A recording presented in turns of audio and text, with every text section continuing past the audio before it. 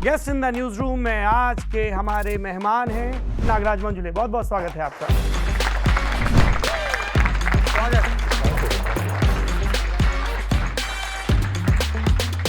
Bachchan Amitabh. Film में तो मैं ऐसे देखता था तो मैं तो हीरो बनने की कोशिश करता था। अमिताभ बच्चन और भगवान श्री कृष्ण ये मुझे बहुत अच्छे लगते थे। मुझे लगता था ये मेरे दोस्त हैं।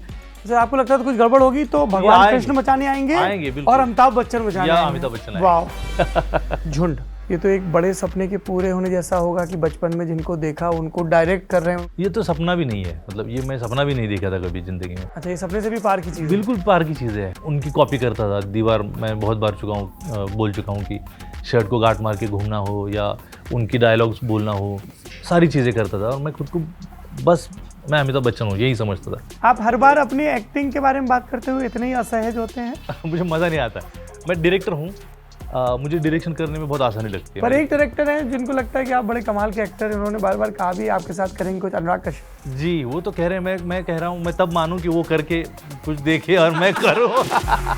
सैराट, ये भेद आपके इर्द गिर्द लगातार हो रहा है, पर चूंकि आप पे नहीं बीता है इसलिए आपको लगता है कि ये तो है ही नहीं, अभी तो सब ठीक है, कहाँ क्या है, कहाँ है भेदभाव? ये तो मतलब मुझे हर बार पूछा जाता है।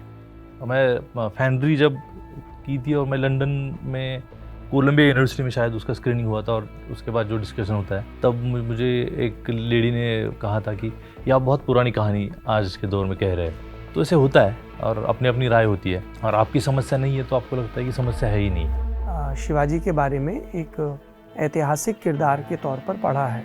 आपकी फिल्म का टाइटल क्या है? सिर्फ छत्रपति शिवाजी या छत्रपति शिवाजी महाराज या शिवाजी?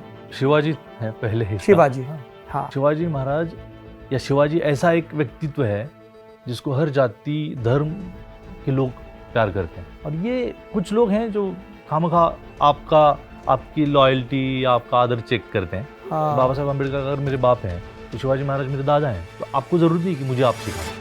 मैं आपका एक बयान पढ़ रहा हूँ, बड़े होने पर पता चला मैं दूसरों की तरह आम इंसान नहीं हूँ क्योंकि मैं दलित हूँ। रेल की पटरी पे सुअर कट चुका था, रेल के नीचे आके मर गया था। तो वो बंदा हमारा घर ढूंढते आया और वो हमको कह रहा है कि ये सुअर को निकाल के बाहर फेंक दो। तो मैंने कहा कि तुम मेरे यहाँ क्यों आए, तुम लोग आप मुझसे क्यों बोल रहे हो? आप खुद निकाल दो या आप सोचो आपका काम है। वो रेलवे में काम करने वाला बंदा था। कुछ घर थे कि जिसमें मैं अंदर नहीं जा सकता हूँ, तो वो पता था कि आप पानी को नहीं छू सकता, घर के खाने को नहीं छू सकता। फिर भी मैं सोचता हूँ कि मेरे बारे में बहुत कम हुआ। पर एक अतिरिक्त दबाव भी हो गया है आपके ऊपर कि देश में जब भी जाति विमर्श से जुड़ी कोई न्यूज़ में बात हो तो आपको बोलना ही है, आपको बुलाया ही जाना है। मैं इसे नकारना नहीं चाह रहा हूँ, मैं इसे मतलब ये नहीं कहना चाहूँगा कि मेरी आइडेंटिटी मुझे अच्छी नहीं लगती, लेकिन बुरा इस बात पे लगता है कि सिर्फ मैं ही बोल रहा हूँ। तो ज़रूरी नहीं कि मेरी जाति है और जाति विशिष्ट होने के कारण आप ही बोल सकते हो और बाकी नहीं बोल सकता। तमीज से बात करिए, मैं सीनियर हूँ आपका। और अब संदीप भैया छोटे नौकर लग रहे हैं। सब कुछ ऊट पटांग सा लग रहा है, पिटाई हो रही है भरपूर पिता के द्वारा, पर ठीक ठीक वक्त पर आ जाती हैं बुआ और जब उन्हें पता चलता है कि किसी कन्या के फेर में ये सब हो रहा है तो वो पिता को ही उलाहना दे देती हैं, अपने ज़माने में तुम भी कुछ कम नहीं थे। और जो पिट रहा है, जो त्रासद सा दिखता है, वो कॉमेडी में बदल जाता है, कॉमेडी में बदल जाता है। वो ज़ोर ज़ोर से हंसने लगता है। इस हंसी पर ठहरे रहिएगा क्योंकि 10वीं में 2 दफ़ा फेल होकर भी हंसी आती है इस त्रासदी पर कि जो मुझे आता है उसका इम्तिहान क्यों नहीं लिया जाता। मुझे खेलना आता है, कूदना आता है, मैं रंगोली बनाने में भी प्रतिस्पर्धा कर सकता हूँ, पर ये क्यों ज़रूरी है कि जब तक मुझे गणित ना आए तब तक मैं आगे ना बढ़ पाऊँ। और फिर सब कुछ गणित से ही तो तय नहीं हो रहा है, 2 और 2 4 नहीं हो रहा है। अगर ऐसा होता तो बार बार मुझे मेरी पहचान की वजह से अतिरिक्त प्रयास क्यों करने पड़ते, मुझे बार बार क्यों अलगाया जाता, या फिर जब मैं पता कर पाता कि मेरे अस्तित्व के लिए जिन महामनाओं ने संघर्ष किया है उनको पूजने में भी बाधा है, तो पिता से 15-20 दिन का अबोला क्यों रहता। वरना ये कितना ज़रूरी है कि हमारे घर में हमारे आराध्य के साथ उन सब भारतीय पुरुषों और महिलाओं की तस्वीरें हों जिन्होंने हमारे जीवन को ज़्यादा समतामूलक बनाया है, जैसे कि बाबा साहब भीमराव अंबेडकर। पर सब कुछ इतना आसान तो नहीं था, क्योंकि बार बार बताया गया था कि तुम जिस जाति में जन्मे हो वो जाति अन्य के मुकाबले ज़्यादा अंत्य है। संघर्ष चलता रहता है, खुद को पाने की ललक और भटकन भी। और फिर एक रोज़ जो किसी और को सलाह दी जा रही थी कि मास कम्युनिकेशन का कोर्स कर लो, वो अपने ही गले अटक पड़ती है और घर वालों को अटक पड़ता है 20,000 का वो चेक जो उस कोर्स में दाखिले के लिए ज़रूरी था। पर घर वाले कन्विंस थे, दोस्त कन्विंस थे कि हमारी आज की कथा का नायक इसी के लिए बना है, संवाद करने के लिए ही बना है। और फिर शुरू होता है एक सिलसिला जो सबसे पहले पिस्तौल नामधारी व्यक्ति की एक शॉर्ट फिल्म से शुरू होता है और अब निरंतर राष्ट्रीय और अंतर्राष्ट्रीय फलक पर चमक रहा है। आपने सैराट का नाम सुना होगा, आपने झुंड का नाम सुना होगा, आपने फंडरी का नाम सुना होगा। ऐसी कितनी ही फिल्में हैं, ऐसे कितने ही विचार हैं जो हमारी तरफ प्रेषित किए गए हैं इस कमाल के राइटर, डायरेक्टर और अद्भुत किस्म की कास्टिंग करने वाले व्यक्ति के द्वारा। वरना कोई गणपति विसर्जन में सड़क पर नृत्य कर रहा है तो अचानक से उसका भाई उसकी तस्वीर या वीडियो क्यों उतारने लगेगा, या सड़क चलते एक लड़के को पकड़कर क्यों कहा जाएगा कि यही तो है हमारा परशिया। ये सब कुछ मुमकिन होता है क्योंकि है भरपूर अकीदा, भरपूर यकीन जो संघर्ष से जन्मा है। इसीलिए कथानायक बार बार कहता है कि मेरा संघर्ष फिल्म मेकर का संघर्ष नहीं है, व्यक्ति माने जाने का संघर्ष है जिसने मुझे बनाया है।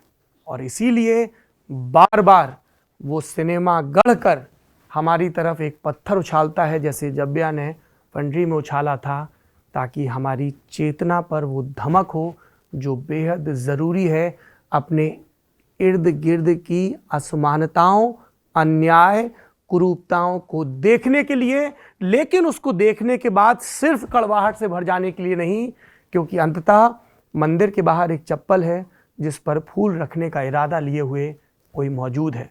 तो जब तक प्रेम है तब तक समता रहेगी, तब तक कला रहेगी। Guest in the news room में आज के हमारे मेहमान हैं कमाल के और बेहद जरूरी फिल्म मेकर नागराज मंजुले। बहुत बहुत स्वागत है आपका।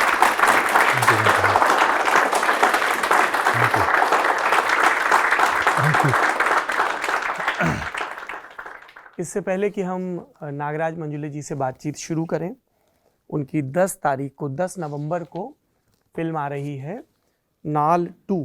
ये सीक्वल है। इससे पहले उनकी फिल्म नाल आई थी जिसके लिए बेस्ट डेब्यू डायरेक्टर का अवार्ड डायरेक्टर को मिला था। डायरेक्टर को मिला। मैं प्रोड्यूसर हूँ और मैं आप प्रोड्यूसर हैं और अब इसमें भी प्रोड्यूसर हैं। इसमें प्रोड्यूसर हूँ और काम कर रहा हूँ और इसका डायलॉग राइटर भी हूँ मैं। Dialogue writer. जो सैराट का कैमरामैन है सुधाकर रेड्डी जी, वो इसका डायरेक्टर है नाल का जी।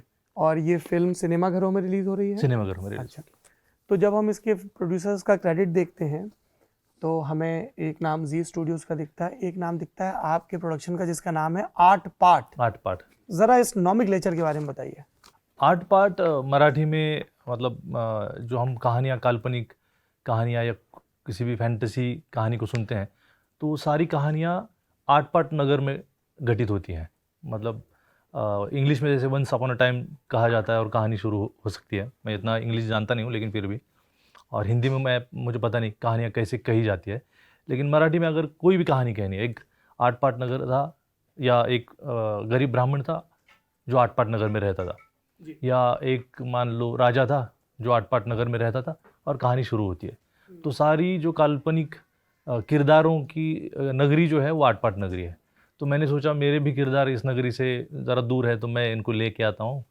जैसे कि आपने कहा अभी जो आपने जब्या और इन लोगों का नाम लिया, तो मैंने सोचा कि ये भी उसी नगरी के किरदार है जो आज तक इनको बताया नहीं गया था।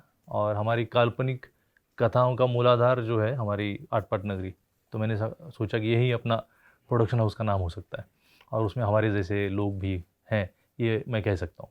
जी, कौन सी कहानियाँ हैं जो आपने सबसे पहले सुनी और आपको ये कहानी सुनने और कहने से प्यार हो गया? मैंने तो बहुत सारी कहानी, मेरी मतलब बुआ कहेंगे ना, मेरे पिताजी की बड़ी बहन जो हाँ थी। जी, हाँ जी। मराठी में क्या बोलते हैं बुआ को? अत्या बोलते हैं उसको। अत्या। अत्या। तो आप अत्या बोलिए, हमारे दर्शक एक नया शब्द हाँ, सीख जाएंगे। बिल्कुल। तो मेरी अत्या बहुत कहानियाँ सुनाती थी। अच्छा। और तब ये शब्द बार बार आता था आर्ट पार्ट नगर, और अभी तो मतलब कहते हैं ना कि एक लाकूड तोड़या, जैसे जो लकड़हारा जिसे कहते हैं, लाकुड़ तो या लाकूड तोड़या, हाँ। जो तोड़ना, जो लाकुड़ लाकूड, तोड़या, हाँ, जो लकड़ी लकड़ी तोड़ने तोड़ता वाला। है उसको लाकूड तोड़या बोलेंगे। हाँ। तो जो लकड़हारा है वो उसका घर या उसका गांव भी आटपाट नगर है। तो एक परी की कहानी है, वो भी उसका भी गांव या नगर है, वो आटपाट नगर है। और ये सब आत्या सुनाती थी। ये आत्या सुनाती थी, मेरी माँ भी सुनाती थी, लेकिन आत्या बहुत ज़्यादा कहानियाँ सुनाती थी। और मैं छोटा बच्चा था, जो कहानियाँ कहने की या सुनने की ललक शायद वहीं से पैदा हुई मेरे में। तो मैं, आत्या का एक रूल था कि जब तक आप, मराठी में उसे कहते हूँ म्हण, मतलब हाँ कहो, हुंकारी भरना। हुंकारी भरना। हाँ। जब तक हूँ आप भरोगे तब तक कहानी चालू रहेगी, शुरू रहेगी। जब बंद करोगे तो कहानी बंद। तो आमतौर पे मेरे भाई, बाकी जो बहन बच्चे सब थे, तो वो सो जाते थे कहानी सुनते सुनते, और मैं था कि मैं हूँ बंद नहीं होती थी मेरी। तो मेरी आत्या कहती थी कि अभी सो जा तू, मैं कल ये कहानी तुझे आगे सुनाती हूँ। तो मैं, आत्या जब आती थी तो सबसे ज़्यादा खुशी मुझे होती थी, क्योंकि अभी बहुत सारी कहानियाँ मुझे कहने को मिलेंगी, सुनने को मिलेंगी। और आत्या का एक्सपीरियंस भी इतना खतरनाक था, और सबसे उम्र में ज़्यादा बड़ी होने के कारण भी शायद रहा होगा। और उन्होंने पत्थर तोड़े थे, जो पुरुषों का काम आम तौर पे रहता है। मेरी जो जाति है, तो मेरी जाति का काम है घर बनाना या पत्थर तोड़ना। तो मेरी आत्या भी काम करती थी पत्थर तोड़ने का। वो लगभग 5 फुट 10 इंच लंबी थी, और एकदम कहते हैं ना ताकतवर थी। और उनको 12-13 बच्चे थे, मतलब 6 लड़के 6-7 लड़कियाँ। तो वो, ये जो पुराने ज़माने की एक, वो खुद ही एक कहानी थी। और वो कुछ भी अगर कहना शुरू करती थी तो बहुत इंटरेस्ट आता था, समझता था कुछ, लेकिन उसका मायना शायद बाद में अभी पता चलने लगा। तो कहानियाँ कहने की या सुनने की जो इच्छा है, तो मेरे आत्या से मुझ में शायद ज़्यादा पैदा हुई। मेरी माँ भी कहानियाँ अच्छी सुनाती थी। कहाँ रहते थे आप लोग? मैं, हमारा जो ज़िला है, सोलापुर नाम का ज़िला है, उसमें करमाड़ा नाम का गांव है, जहाँ सैराट मैंने शूट किया। तो ये मेरे गांव की ही शूटिंग है, पूरा मेरा गांव ही है। आप सैराट में देखोगे तो मैं, करमाड़ा और जेऊर नाम का गांव है, जो लगभग 20 किलोमीटर की दूरी पे दोनों गांव हैं। और पढ़ाई लिखाई? पढ़ाई लिखाई मैंने 7वीं तक करमाड़ा में की, फिर 7वीं से BA तक जेऊर में की, जो एक छोटा गांव है, और फिर MA पुणे में किया, और मास कम्युनिकेशन अहमदनगर में किया। पिताजी और माँ के बारे में बताइए, क्योंकि हम लोग के जीवन में सबसे ज़्यादा शुरुआती इंप्रेशन उन्हीं के होते हैं, और उनकी लाइफ चॉइसेस की वजह से भी हमारी लाइफ बहुत बदलती है। वो किसी शहर में उनकी तैनाती हुई, अगर वो नौकरी में हैं, वो खुद काम कर रहे हैं, कहीं पे मिला, क्या करते थे वो और कहाँ कहाँ रहते थे? ये मतलब मेरे पिताजी तो पत्थर तोड़ने का काम करते थे, और पिताजी और उनके बड़े भाई बाबूराव, और मेरे पिताजी का नाम पोपटराव है। तो ये दोनों भाई एक करमाड़ा में रहते थे, और एक जामखेड़ नाम का गांव है, वहाँ से 50 किलोमीटर दूर। तो मेरे पिताजी ने मुझे गोद दिया था मेरे बड़े भाई को। गोद दिया था? गोद दिया था मतलब क्या कहते हैं, अडॉप्ट किया था मेरे बड़े चाचा ने मुझे। अच्छा, नहीं वो मैं समझ गया। हाँ। हाँ। फिर आप, मतलब मैं जैसे ही उन दोनों को शायद बहुत, शादी के बहुत दिनों बाद मैं पैदा हुआ था, और बड़े मेरे जो चाचा थे बाबूराव, उनको बच्चा था नहीं। तो छोटे भाई ने ऐसा मन में मतलब ठान लिया था, या ये किया था कि जब मुझे अगर लड़का होगा तो मैं मेरे बड़े भाई को दे दूंगा। तो मैं पैदा होते ही 2 महीने का या 3 महीने का था, तो उन्होंने गोद में डाल देना, हमारे यहाँ होता है कि ओटीत टाकने। क्या बोलते हैं? ओटीत टाकने मतलब गोद में सीधा नहीं, उठा। आप खूब मराठी बोलिए ताकि हाँ, मैं इसलिए बोल रहा हूँ कि कि ओटीत टाकने। तो वो उसका मतलब यही होता है कि आप अगर उठा के गोदी में डाल दो, तो मेरे पिताजी ने मेरे माँ से मुझे उठा के अपनी चाची के गोदी में डाल दिया। तो उसका मतलब यही कि ये बच्चा आज से आपका है, जो मेरी माँ को भी पता नहीं था तब उठाते समय। तो मैं तब से वहाँ उनके यहाँ रहा 7वीं तक। 7वीं तक मैं वहाँ रहा, तो वहाँ मैं बहुत ही बिगड़ गया था। और मैं 7वीं को फिर पिताजी को उनको पता चला कि ये बच्चा जहाँ अभी हाथ से निकल रहा है, क्योंकि मैं नशा करता था, चोरी करता था, और स्कूल में बिल्कुल नहीं जाता था, और फिल्में देखता था। तो 7वीं तक मैं करमाड़ा नाम का जो शहर चोरी है, करते मतलब स्कूल में चोरी करना या गांव में कहीं भी, हम जो ये रहता था आड़त दुकान, जिसको क्या कहेंगे अब, आड़त? हाँ, आड़त शब्द हाँ। चलता है यहाँ। तो अनाज और बाकी अनाज चीजें और जहाँ मिलती जहाँ हैं। सब, जी। तो वहाँ गुड़ की जो ठेला रहता है, जो गांठ कहेंगे या क्या कहेंगे आप, या फिर जो अनाज है वो चोरी करके हम बेचते थे दुकानों में, और फिर उससे मतलब मानो पार्टियाँ करना या कुछ साइकिल खेलना है, फिल्में देखना है, तो वो करते थे। तो ये इतना बढ़ गया था, तो एक दिन मेरी उधारी की मतलब मैंने जो जहाँ खा पी के हमने जो उधारी किया था, तो मेरे पिताजी को उन्होंने उधारी मांगी। तो मेरे पिताजी को भरोसा नहीं हुआ कि मेरा ही बेटा ये कर रहा है, तो उन्होंने कहा मेरा बेटा है ही नहीं, क्योंकि मैं घर में एकदम सीधा साधा लगता था और बाहर सारे कांड करता था। तो उस बात से उन्होंने ठान लिया कि अभी ये यहाँ नहीं रहेगा, इसको जेऊर लेके जाते हैं, जो वहाँ वो खुद रहते थे। तो वहाँ से फिर मैं 7वीं से जेऊर नाम का छोटा गांव है, तो वहाँ बीए तक मैं पढ़ा, मराठी लिटरेचर लेके पढ़ा, और बीए के बाद एमए मराठी पुणे यूनिवर्सिटी में किया। और ये बदमाशियाँ वहाँ गांव बदलने से छूटी? गांव बदलने से, दोस्त बदलने से और पिताजी के डर से भी छूटी, क्योंकि मैं करमाड़ा से जब जेऊर गया तो जेऊर में सारे एकदम सीधे साधे बच्चे, जैसे आप बच्चा कह सकते हैं। हम 7वीं में थे, मैं तो 4थी से दारू पीना शुरू कर दिया था, और हम भांग खाते थे, गांजा पीते थे, सिगरेट पीते थे। तो हम रास्ते उम्र से, में बड़े बच्चे थे आपके साथ क्या वहाँ पे, ये जो बड़े भी सिखा रहे थे, ये? मुझसे कुछ 2-4 साल बड़े भी थे, मेरे हम उम्र भी थे। तो हम मतलब ऐसी टोली थी कि वो सब खतरनाक बच्चे थे, कुछ अभी भी मेरे साथ में है। लेकिन शायद मैं वहाँ से, अगर मेरे पिताजी ने जेऊर में नहीं लेके जाते तो शायद कुछ अलग रास्ता मेरा होता। तो 7वीं के बाद उन बच्चों को देख के कि एक भी बच्चे को कुछ मतलब लत नहीं है, और मुझे तो सारी आदतें थी, तो उनको देख के शर्मा के मैंने धीरे धीरे बंद किया। और एक दूसरा भी कारण था कि एक लड़की अच्छी लगती थी, तो मुझे लगा कि अगर किसी तरह इसको पता चल गया तो फिर तो अपनी बदनामी हो ही गई। तो शायद वो भी एक कारण था, जो उसको तभी भी पता नहीं था, आज भी नहीं पता है, कि मैं नशा करता भी था और मैंने छोड़ भी दिया। और पिताजी से पिटाई इसी लड़की के चक्कर में हुई थी? नहीं, पिताजी से मार खाने की कारण तो बहुत सारे हैं। नहीं, जब आत्या ने आके टोका था कि तुम भी अपनी जवानी में कुछ कम नहीं थे? हाँ वो दूसरा कारण था एक्चुअली। वो कुछ मतलब ये लड़की नहीं थी, ये तो बहुत क्या कहें, मैं 7वीं में था तब की कहानी है। और जो छुटपन मार का खाया प्यार था, था। हाँ, तो ये मैं शायद 10वीं में था, ये जो मार खाने वाली बात जो आप पूछ रहे हैं। और तभी वही आत्या जो मेरी कहानी, मुझे जो कहानियाँ सुनाती, वो इकलौती तब थी जो मेरे पिताजी को मतलब डरा सकती थी या डांट सकती थी। वरना आपका छुटकारा नहीं है, आप मार खाओगे या आप, मेरे पिताजी मतलब ऐसे मारेंगे कि किसी जानवर को मार रहे हैं आप। तो वो ऐसे कहते ना कि हीरो बन के बीच में कूद गई और छुड़ाया था तब। पिट किस वजह से रहे थे? लड़की के चक्कर में ही वो भी वो दूसरी लड़की लेकिन वो ऐसे ही कुछ चिट्ठी लिख दी थी। चक्कर मतलब गांव में बस देख लिया तो बहुत भारी लगता था। किसी लड़की ने आपको देख भी लिया या आपकी तरफ भी देख लिया तो भी बहुत मतलब कहते ना कि ऐसा लगता था कि बस 7वें आसमान पे आप। और ये फिर फिल्मों में भी बहुत ही मासूम सीन्स बन के आते हैं। हाँ, फेंड्री में या सैराट में। वो फैंड्री वाला वही चक्कर था गांव में। मतलब आप आज दुनिया बहुत ही आसान हो गई है, मतलब लड़कियों से बात करना, एक स्कूल में होना, ये बहुत आम बात हो गई है। लेकिन मतलब मैं जब स्कूल में था तो ये बहुत मुश्किल बात थी। लड़की से कुछ आपसे डायरी मांग ली या कुछ किताब आपसे मांग ली, मतलब बस हो गया, तो सारे गांव में बात फैल जाती थी। किताब मांग ली तो उससे जो अफवाहें, वो कहते हैं ना बात निकलेगी तो वो होता था।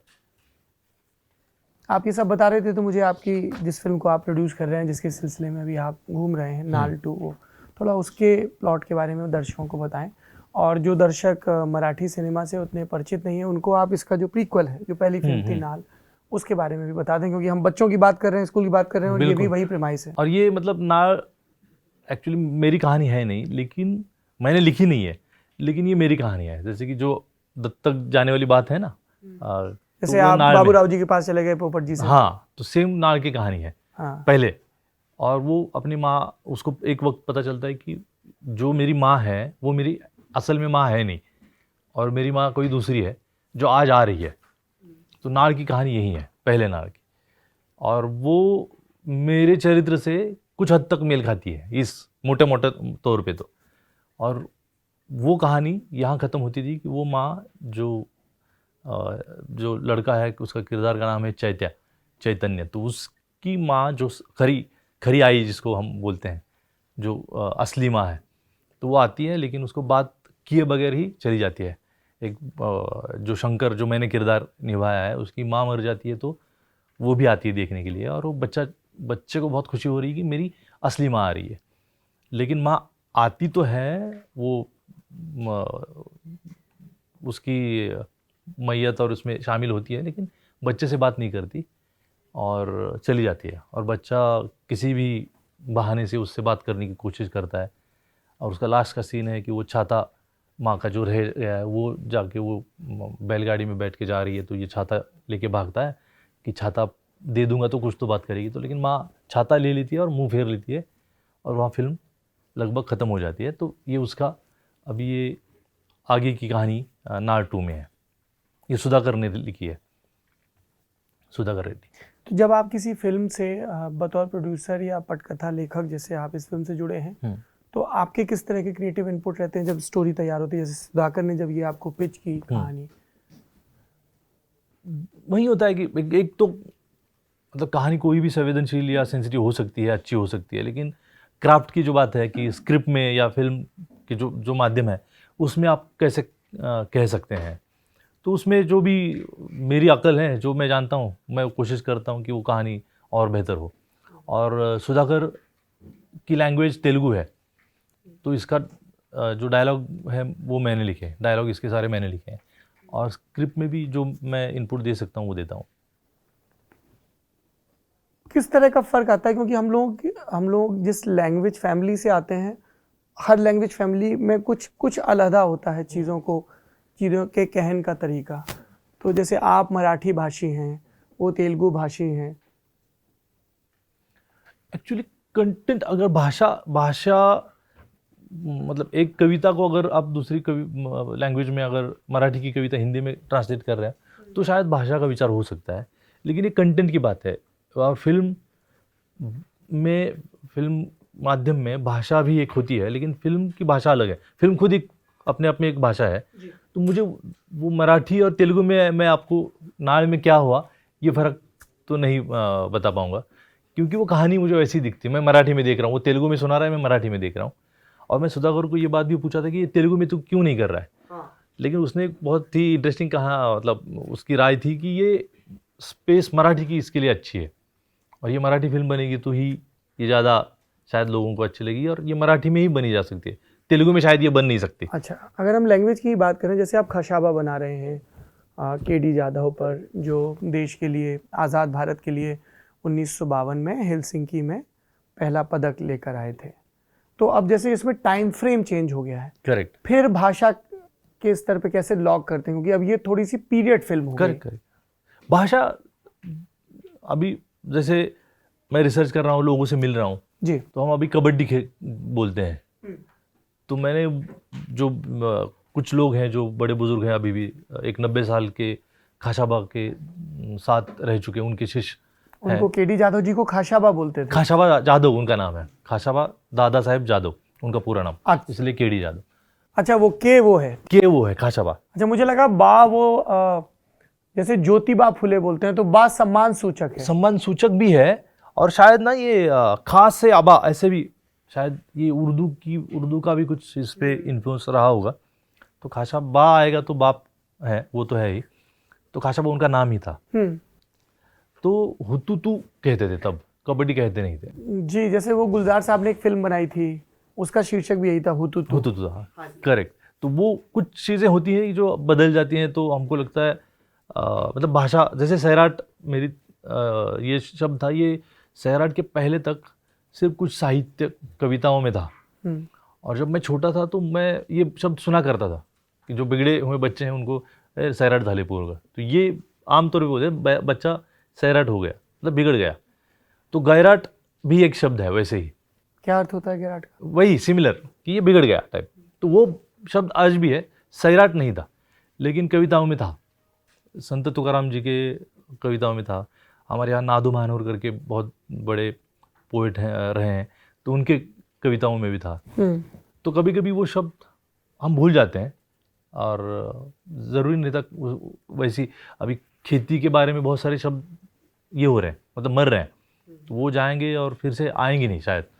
तो दुनिया बदल रही है, नई चीज़ें आ रही है, नया नया इन्वेंशन हो रहा है, तो नए नए शब्द भी बनेंगे, लेकिन पुराने जा रहे हैं।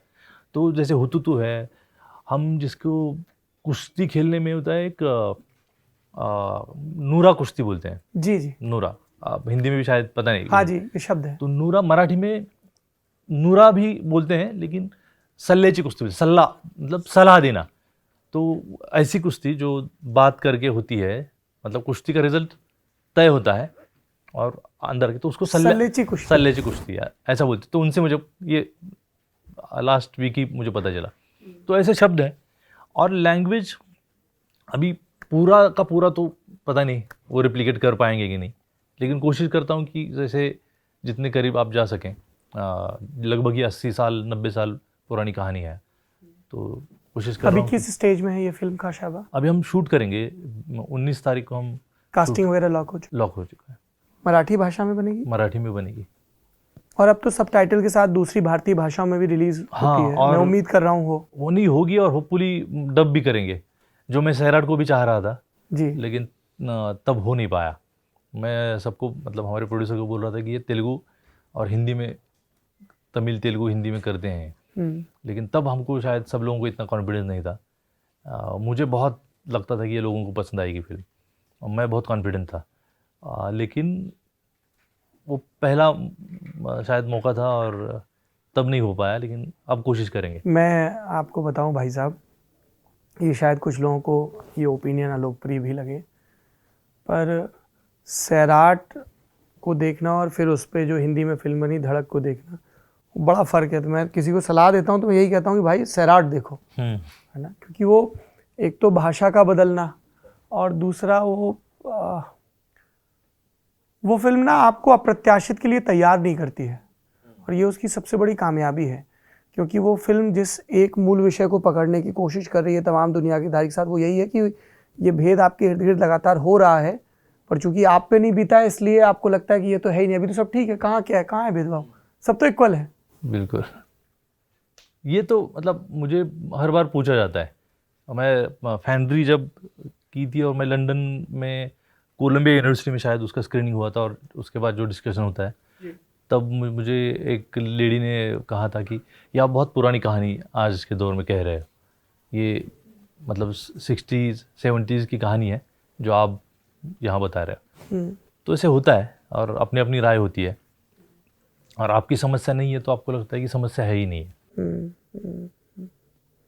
कस्तूरी का भी प्लॉट इसी सोशल डिस्क्रिमिनेशन और वो लोग जो हमारे जीवन को आसान करते हैं पर हमें नज़र नहीं आते हैं। थोड़ा कस्तूरी बहुत ही सुंदर फिल्म है, और नाम भी बड़ा एप्ट रखा है, बहुत एप्ट रखा है। जो उस पर जितनी कविताएं रची गई हैं कस्तूरी की स्मेल पे, एंड देन दैट स्मेल, मतलब ये वही है कि जैसे कहते हैं ना कि कस्तूरी की जहाँ बिल्कुल भी शक्यता नहीं है, पॉसिबिलिटी नहीं है, तो वहीं का एक बच्चा उसकी खोज में है, और हम उसको एक बहुत कीचड़ में, एक बहुत बदबूदार जगह पे ढकेल देते बार बार। और जैसे आपने सही कहा कि अपनी दुनिया ठीक करने में बहुत सारे लोग मतलब लगे पड़े हैं, और हम मतलब जानते भी नहीं है या जानना चाहते भी नहीं है। तो कस्तूरी उसी बारे में है। और मुझे विनोद ने ये फिल्म इतनी बहुत छोटी जान वाली लेकिन बहुत सेंसिटिव फिल्म है, तो मैंने प्रोड्यूस की है? प्रोड्यूस नहीं की मैंने, लेकिन अनुराग सर और मैं, हम दोनों मिलकर ये प्रेजेंट कर रहे हैं। अनुराग कश्यप। अच्छा, और बनाई किसने है?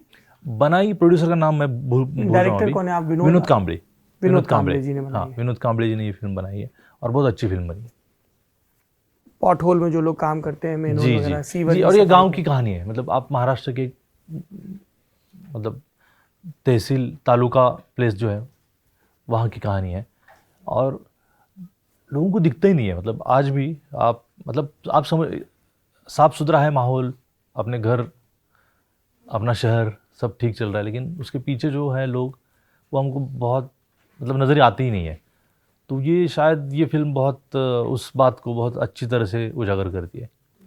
जब आप इन फिल्मों को गांव में जाके शूट करते हैं, जैसे आपने सैराट बताया कि मैंने अपने, तो आसपास के लोगों की क्या रिएक्शन होती है? Are they curious, are they part of it, या सर्टेन सेक्शंस में कुछ ऐसे प्रतिरोध भी आता है कि नहीं नहीं ये तो एक खास तरीके से दिखाता है, और वो एक नकार के भाव में रहते हो? ऐसे नहीं होता है। सैराट के टाइम ऐसा था कि इस गांव में क्या रखा है, मतलब शूट करना कहाँ है कि जो बहुत सुंदर सी जगह है, सारे लोग मान लो महाबलेश्वर जाएंगे, ऊटी जाएंगे। तो मेरे दोस्त का हम डॉक्यूमेंट्री उसका पूरा बनाया, मेकिंग ऑफ सैराट बनाया। तो उसका कहना यही था कि तू यहाँ क्या कर रहा है यार, यहाँ तो पूरा धूप है, हमारा एकदम सूखा गांव है, और इसमें आके क्या करेगा तो वो नज़रिया रहता था। और ये तो मतलब जो डिस्क्रिमिनेट करेंगे, मुझे लगता है वो आगे आके नहीं बोलते हैं। तो वैसे मुझे अनुभव तो आया नहीं, और सैराट के बाद तो उल्टा बहुत लोग बहुत स्वागत करते हैं। सारे लोग, मुझे तो पूरे महाराष्ट्र से नहीं होता है कि हमारे गांव में आके शूट करिए। जहाँ भी जाता हूँ, हम रेकी के लिए जाते तो बहुत हेल्प करते हैं लोग, और कहते हैं जो भी आपको ज़रूरत है हम करने के लिए तैयार। अभी खाशाबा का हम शूट बहुत सारी जगहों पे कर रहे हैं। वहीं कोल्हापुर के पास कर रहे हैं? नहीं, बहुत सारी जगह हैं। पुणे के पास कर रहे हैं, फिर एक फलटन नाम की जगह है वहाँ कर रहे हैं, कोल्हापुर में कर रहे हैं, पुणे में करेंगे, बहुत सारी जगहों में करेंगे। एक किरदार आपका और बहुत दिलचस्प लग रहा है आगे आने वाले प्रोजेक्ट्स में, रतन खत्री का। जी, मटका किंग। मटका किंग जी। क्या है इस प्रोजेक्ट के बारे में बताएं, इसका स्टेटस? इसका स्टेटस अभी मतलब स्क्रिप्ट लगभग रेडी है। आपने लिखी है? मैं और अभय नाम का दोस्त है, हम दोनों ने लिखी है। रिसर्च में आशीष हैं, तो एक 3-4 लोग हैं जो हम मिलके लिख रहे हैं। और ये लगभग 3-4 साल से हम इसको बनाने की कोशिश कर रहे थे। और वही है कि रतन खत्री एक अलग किरदार है, और लेकिन बहुत ही इंटरेस्टिंग कहानी है। और महाराष्ट्र में मैं जितना बचपन से जानता हूँ कि बहुत सारे लोग रतन खत्री को जानते हैं, और जो मटका खेलने वाले लोग हैं, मतलब हर तबके से। क्या होता है मटका? लॉटरी, ये जुआ ही है, मतलब लॉटरी खेलना। नहीं, लॉटरी में तो जैसे एक टिकट होता है, आप जाके खरीदते हो। करेक्ट, ये वैसे ही है, लेकिन इसका कोई आपको मतलब कहते हैं ना कि अंगूठा नहीं है, कहीं साइन नहीं है, कोई स्टैम्प पेपर नहीं है, ये तो सादी चिट है बस। चिट मिलती है, हाँ, और पेन से लिखा होता है, उसका एक जेरोक्स नीचे रहेगा। अभी तो बदल गया है, अभी तो ऑनलाइन भी हो गया है। जब ये रतन खत्री जी का टाइम मैं बोल रहा हूँ। हाँ, थोड़ा सा बताएं कैसे खेलते थे। तो मान लो आप, मान लीजिए मेरे पास 100 रुपए हैं। 100 रुपये या 1 रुपया 50 पैसे जितने भी तब खेल सकते थे आप। अगर अभी वो बहुत बड़ा कॉम्प्लिकेटेड चार्ट है। एक अंक का अगर आप 1 रुपया किसी अंक पे लगा दो तो 1 का 2 गुना भी मिलेगा, उसी का आपको 10 गुना मिलेगा। और एक ऐसा नंबर, कुछ इंटरेस्टिंग नंबर है जिस पे आपको लगभग 1000 गुना भी मिल सकता है। ओके। तो ये लॉटरी थी, लेकिन आप पैसे देखिए, एक नंबर पे दांव लगाते हो। दाव लगाएंगे, और वो नंबर 1 से 9 के बीच होता है कि कैसा होता है? 1 से 9, करेक्ट। तो उसका जोड़ भी आएगा, और 2 टाइम खुलेगा ये दिन में। तो ये बहुत आप इसके एक्सपर्ट लोग भी हैं, मतलब आप कौन सा नंबर लगाना चाहिए और कौन सा नहीं, ये अलग दुनिया है जो आज भी शायद मुझे यकीन है कि बहुत लोग इसके कहते हैं ना कि जानने वाले, अच्छे से जानने वाले लोग हैं। मेरे दोस्त भी हैं कुछ जो बहुत अच्छे से जानते हैं। लेकिन तब इसकी मटका की खासियत जो है या थी कि रोज़ ऐसे लोग हैं हमारे यहाँ कि जिनमें कोई होप ही नहीं है, लेकिन उनको एक रोज़ की होप देता था। और रोज़ मतलब होप, वो शायद जैसे दिन ढलता था वो होप भी ढल जाती थी, लेकिन सुबह फिर से वो लोग खेलते होंगे। और छोटी छोटी रकम लगा के भी बहुत लोग मतलब कहते हैं ना कि ज़िंदगी से आगे निकल के आए हैं। तो मैं नेगेटिव भी देखता हूँ, मतलब हम देखते हैं आमतौर पे जुआ या लॉटरी को, लेकिन हम जो सोच रहे हैं, जो लिख रहे हैं, तो हम इसी बात से प्रेरित हुए कि इसका एक अलग अंग भी है। एक आपका और प्रोजेक्ट है जो आप और रितेश देशमुख मिलकर लाने वाले थे, छत्रपति शिवाजी पर। जी, उसका क्या स्टेटस है? वो थोड़ा सा स्लो है अभी, तो कुछ अगर ठीक ठाक बताने लायक होता है तो मैं ज़रूर आपको फिर से बताऊंगा। अच्छा, क्योंकि आप महाराष्ट्र से हैं इसलिए मैं ये सवाल पूछ रहा हूँ। हम लोगों ने शिवाजी के बारे में एक ऐतिहासिक किरदार के तौर पर पढ़ा है, और उन्होंने इतने कमाल के बदलाव किए समाज में, रणनीति के स्तर पर, प्रतिरोध के स्तर पर। इनफैक्ट मैं आपसे बात कर रहा हूँ, मेरी मेज़ पे उनकी एक मूर्ति भी रखी हुई है। जी देख रहा हूँ। हाँ जी। पर हम लोग देखते हैं कि जैसे गोविंद पंसारे जी की किताब है कि शिवाजी कौन थे, फिर कई बार होता है कि आप छत्रपति शिवाजी कहिए, इसको लेके सोशल मीडिया में एक सेक्शन बहुत जोर देता है। कई बार आग्रह के भाव से और कई बार धमकियाने के भाव से भी की। फिर बोलते हैं सिर्फ छत्रपति शिवाजी नहीं बोलो, छत्रपति शिवाजी महाराज बोलो। आपकी फिल्म का टाइटल क्या है? सिर्फ छत्रपति शिवाजी या छत्रपति शिवाजी महाराज या शिवाजी? शिवाजी है पहले ही। शिवाजी। हाँ। हाँ, देखिए ये जो है ना, मैं ये मानता हूँ कि आदर से भी बड़ा प्रेम होता है। बिल्कुल। और शिवाजी महाराज को प्रेम करेगा नहीं ऐसा इंसान महाराष्ट्र में नहीं होगा। और शिवाजी महाराज या शिवाजी ऐसा एक व्यक्तित्व है जिसको हर जाति धर्म के लोग प्यार करते हैं, मानते हैं। और ये कुछ लोग हैं जो खामखा आपकी लॉयल्टी या आपका आदर चेक करते हैं, जो मैं मानता हूँ कि अच्छी बात है नहीं। और शिवाजी सबको अपने बाप जैसे लगते हैं, शिवबा भी बोलते हैं हम। शिवबा, जैसे ज्योतिबा बोलते थे वैसे शिवबा भी बोलते हैं। हाँ। तो शिवबा का अर्थ क्या हुआ? हमारे पिता शिवाजी। शिवाजी। ये तो बहुत सुंदर भाव, वही जो आप कह रहे हैं कि प्रेम से बुलाना। बिल्कुल। और मुझे भी कुछ लोग ऐसे कहते थे कि ऐसे कहो, तो मैं मतलब आपको जरूरी नहीं कि आप उस जाति से हो। ये सारे महापुरुषों को किसी जाति की जरूरत नहीं, वो किसी जाति के थे नहीं, वो इतने बड़े थे कि सबके हैं और सबके लिए सोचा उन्होंने, सबके लिए काम किया। और आदर तो है ही, और आप कितने भी आदर से प्यार से बोलने का दिखावा कर लो, अगर आदर नहीं है आपके दिल में तो वो शब्दों में कुछ है नहीं। दिल में प्यार है तो हम अपनी माँ को भी मराठी में कहेंगे तो अरे तुरे बोलते हैं। पिताजी को भले ही हम बहुत आदर से बोलेंगे, माँ को बहुत प्यार से हम दोस्त जैसे बात करते हैं। अच्छा। लेकिन हमारे मतलब जिसको हम लोग हिंदी में कहते हैं तू तड़ाक की भाषा। करेक्ट। तो हम माँ को बोलते हैं वैसे, आजकल तो बाप को भी बोलते हैं हम, वो अच्छी बात है। तो शिवाजी महाराज के प्रति बहुत आदर है। और ये जरूरी नहीं कि आप मुझे सिखाएं कि कैसे शिवाजी महाराज या मेरे और उनके बीच की बात मेरी बात है यार, मेरा सीधा रिश्ता है। और मैंने लास्ट टाइम कहा भी था कि बाबा साहब अम्बेडकर अगर मेरे बाप हैं तो शिवाजी महाराज मेरे दादा हैं। तो आपको जरूरत नहीं कि मुझे आप सिखाओ। और महाराष्ट्र में सारे लोग, मैं वही कह रहा हूँ कि एक इकलौता व्यक्तित्व होगा कि सारी जाति धर्म तबका प्रदेश से परे जाके उनसे प्यार करते हैं। आपने अंबेडकर का जिक्र किया, अंबेडकर, डॉक्टर भीमराव अंबेडकर, जैसे भी बुलाएं। आपके जीवन में वो कैसे दाखिल हुए, कैसे आपको उनके बारे में पता चला? क्योंकि हमें अपनी रिसर्च में पता चला कि आपके और आपके पिताजी के बीच इसको लेके एक टिफ रही थी, एक झगड़ा भी रहा था। मैं बहुत छोटा था जब ये सब कांड करता था, शराब वराब पीता था, ये करता था। मेरा दोस्त है बाड़ू नाम का, जो सैराट में भी है, लंगड़ा जो है ना, तो वो एक्चुअल जो किरदार है उससे प्रेरित है मेरे दोस्त का। तो मैं उसके घर जाता था। वो बाड़ू बंसुड़े, वो जो महार कम्युनिटी जो है, जो बाबा साहब की जाति साथी उस कम्युनिटी से है, तो उसके घर जाता था। तो उसके पिताजी मुझे बोलते थे कि पढ़ाई करो, बाबा साहब देखो कैसे बने, आप लोग क्या करोगे, हम शिक्षित बनो, संघर्ष करो। वो बुद्ध के बारे में बताते थे, बाबा साहब के बारे में बताते थे। तब पता नहीं चलता था। लेकिन जब 10वीं में मैं फेल हुआ, फेल होने के कारण मैंने जैसे कहा ना कि आज कि जैसे बोर बहुत होते, तब कुछ मतलब जरिया नहीं था मनोरंजन का। तो मैं पढ़ने लगा। तो पहले किताब मैंने मतलब किताब या कुछ पढ़ने का जो साहित्य ढूंढा तो वो था एक पोलिश टाइम्स नाम का एक साप्ताहिक आता था, वीकली, पोलिश टाइम्स। तो पोलिश टाइम्स में सारी जो मर्डर, चोरियाँ, ऐसी कहानियाँ होती थी वो आती थी। तो वो जो मेरी आत्या है, उनके बड़े बेटे तो वो पढ़ते थे।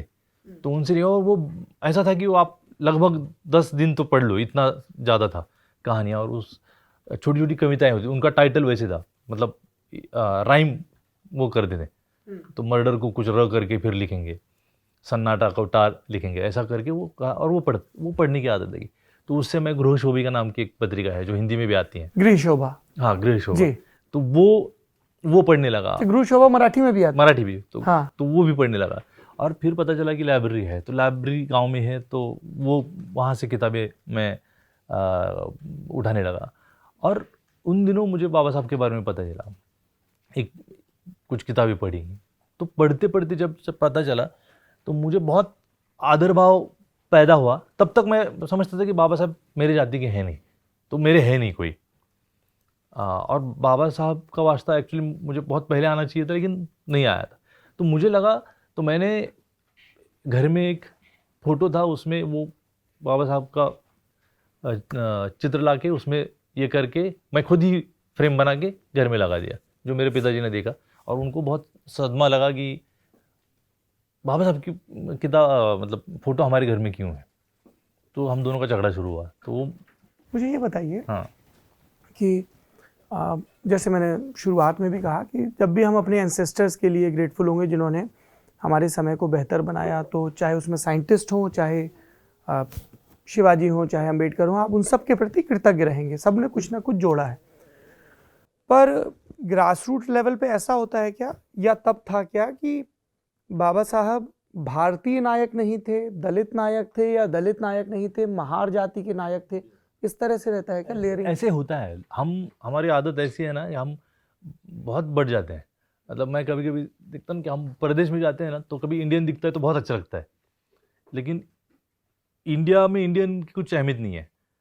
तो महाराष्ट्र का यहाँ कोई दिखेगा तो फिर अच्छा लगता है कि अरे दिल्ली में महाराष्ट्रियन है, बढ़िया। महाराष्ट्र में जाओगे तो उसकी भी अहमियत नहीं, फिर जिले का चाहिए, फिर तहसील, फिर गांव, फिर घर। हम बढ़ जाने वाले हम हैं, कुछ पता नहीं, हम में कुछ फितरत ऐसी है हमारी कि हम बहुत बढ़ते जाते हैं और इंसानों को भी बांटते हैं। तो बाबा साहब ने कभी सोच के काम नहीं किया, सबके लिए काम किया है। शिवाजी महाराज ने सबके लिए काम किया है, महात्मा फुले ने सबके लिए काम किया है, लेकिन हम बांट लेते हैं जाति से, पता नहीं क्या होता है। तो वैसे है, मतलब सोच में था, शायद अब बदल रहा है। तो बाबा साहब ये सबके नायक है, सब सवर्णों से लेकर दलितों के सारे, स्त्री पुरुष सबके नायक। लेकिन शायद पहले ये बात हजम नहीं होती थी। तो मैं जब तस्वीर लगाया तो मेरे पिताजी को शायद वैसे ही लगा होगा कि ये हमारे नायक है ही नहीं, और कुछ तो टैबू बात बना रखी है या रखी थी बाबा साहब के बारे में। तो मैंने बहुत झगड़ा किया और मैंने तब कहा था कि आप, वो कहते थे कि मैं ये फ़ोटो को बाहर फेंक दूंगा, तो मैं कहता था कि आप ये फेंको, मैं आपकी सारी बाकी जो फ़ोटो हैं भगवानों की ये सब फेंक दूंगा। तो फिर उनको पता चला। और आप 10वीं में पढ़ते तब? मैं 10वीं फेल था तब, हाँ, मतलब पढ़ता, कोशिश कर रहा था कि फिर से पास हो जाऊँ। और फिर धीरे धीरे बात करना शुरू किया। मुझे पता चलता था कि पिताजी ज़्यादा समझते नहीं, जानते नहीं, और वो वहीं से मैंने संयम भी थोड़ा पाया था कि बात करो। फिर जब मूड अच्छा रहता था तो मैं बात करता था। तो आपको पता है, आप जब छोटे थे तो आपको कैसे, आपके साथ कैसे बर्ताव होता था? क्या बताते थे वो, कैसे? तो वो कहते थे कि पानी ऊपर से फेंका जाता था, दिया जाता था, अपने मिट्टी के बर्तनों में खाना खाते थे। तो ये मैंने कहा ये बदला कैसे? तो ये सारे लोग हैं, ये सारे लोगों के कारण ये हुआ है।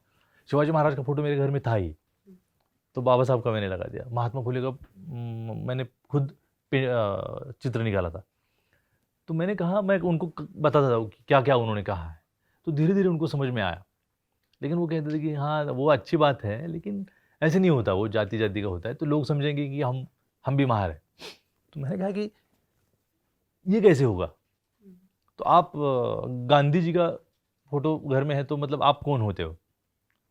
तो ये कुछ अजीब साइकोलॉजी शायद थी, अभी भी शायद हो सकती है। आप इस संघर्ष के बारे में बात कर रहे थे, मैं आपका एक बयान पढ़ रहा हूँ। मैंने जीवन जीने के लिए संघर्ष किया, फिल्म मेकर बनने के लिए, और फिर आप उसको विस्तार देते हुए कहते हैं कि एक दलित लड़का होने की वजह से मुझे बहुत सारी मर्यादाओं का पालन करना पड़ा। छुटपन में हम खुद को सिर्फ इंसान समझते थे, सब बच्चों की तरह ख्वाब होते थे। बड़े होने पर पता चला मैं दूसरों की तरह आम इंसान नहीं हूँ, क्योंकि मैं दलित हूँ, और दलित होने के कारण आपको मर्यादाओं का पालन करना पड़ेगा, आपको आपकी औकात में रहना पड़ेगा। किस तरह के डिस्क्रिमिनेशंस हैं जो आपको फेस करने पड़ते थे? और जब मैं कह रहा हूँ आप, तो मुझे पता है कि आप सिर्फ उन आवाज़ों की नुमाइंदगी कर रहे हैं। जी, ये एक इत्तेफाक है कि कल मैं यहाँ पे एक साहित्य का बड़ा कार्यक्रम होता है, हंस एक पत्रिका आती है उसके नाम पे, तो वहाँ पे मुझे कुछ छात्र मिले और उन्होंने मुझे, हिंदी के विद्वान हैं, कहानीकार हैं, शिवराज सिंह बेचैन जी, दिल्ली यूनिवर्सिटी में प्रोफेसर हैं, उनकी आत्मकथा थी। तो उसमें मैं एक प्रसंग पढ़ रहा था आज सुबह सवेरे। तो वो ये था कि वो और उनके कुछ परिजन ईंट भट्टे पे, जहाँ ईंट बनाते हैं तो मिट्टी पाथते हैं, तो वहाँ पे काम कर रहे थे। एक राहगीर वहाँ से गुजरा, तो उनका वो नारियल वाला हुक्का रखा हुआ था जो नारियल के उससे बनता है, तो उन्होंने पी लिया हुक्का और फिर जाति के बारे में पता किया। और जब उन्हें पता चला, जिन्होंने हुक्का पिया वो ओबीसी समाज में किसी जाति से आते थे और ये लोग दलित समाज से थे, तो उन्होंने झगड़ा किया, फिर मारपीट शुरू कर दी। पर ये संख्या में ज़्यादा थे, तो इन्होंने उसको दुरुस्त कर दिया। फिर जाते जाते बोला कि अच्छा यार ठीक है मार लिया, लेकिन गांव में किसी को मत बताना कि मैंने तुम्हारा हुक्का पिया है ना। तो ये हर जगह प्रेजेंट है अलग अलग फॉर्म में। आप पे ये हकीकत कैसे जाहिर हुई सबसे पहले? मतलब छोटा था तो बिल्कुल ये लगता नहीं था कि ऐसा कुछ है, शायद वो मेरे साथ होता होगा लेकिन मैं उसका देखता नहीं था। जो मुझे बाद में याद आ रहा था कि मैं कहीं जा रहा हूँ तो कुछ घर थे कि जिसमें मैं अंदर नहीं जा सकता हूँ, तो वो पता था कि आप पानी को नहीं छू सकता, घर के खाने को नहीं छू सकता। और कुछ घर हैं कि यहाँ से हमारे यहाँ खाना आ रहा है लेकिन हमारा खाना वहाँ नहीं जा रहा है। अब पड़ोस हैं तो ये हमारी कहते हैं ना हमारे ये है कल्चर में कि आप कुछ बनाते हो तो ये इसका कारण मुझे बाद में पता चला। और जब आप छोटे होते हो तो आपको इस बात की कुछ फिक्र भी नहीं रहती है कि आप समाज में क्या चल रहा है, आप कौन से जाति से हो, आपको आगे कहाँ बढ़ के जाना है और उस राह में क्या आपको मतलब मुश्किलें आएंगी, इसके बारे में सोचते ही नहीं। लेकिन जैसे आपको समझ आती है, जैसे कि फैंड्री में जो मैंने करने की कोशिश की, लिखने की, बनाने की कोशिश की कि आप जब कुछ सीमाओं को लांघने की कोशिश करते हो तब आपको वो मुश्किल कितनी है वो बात पता चलती है।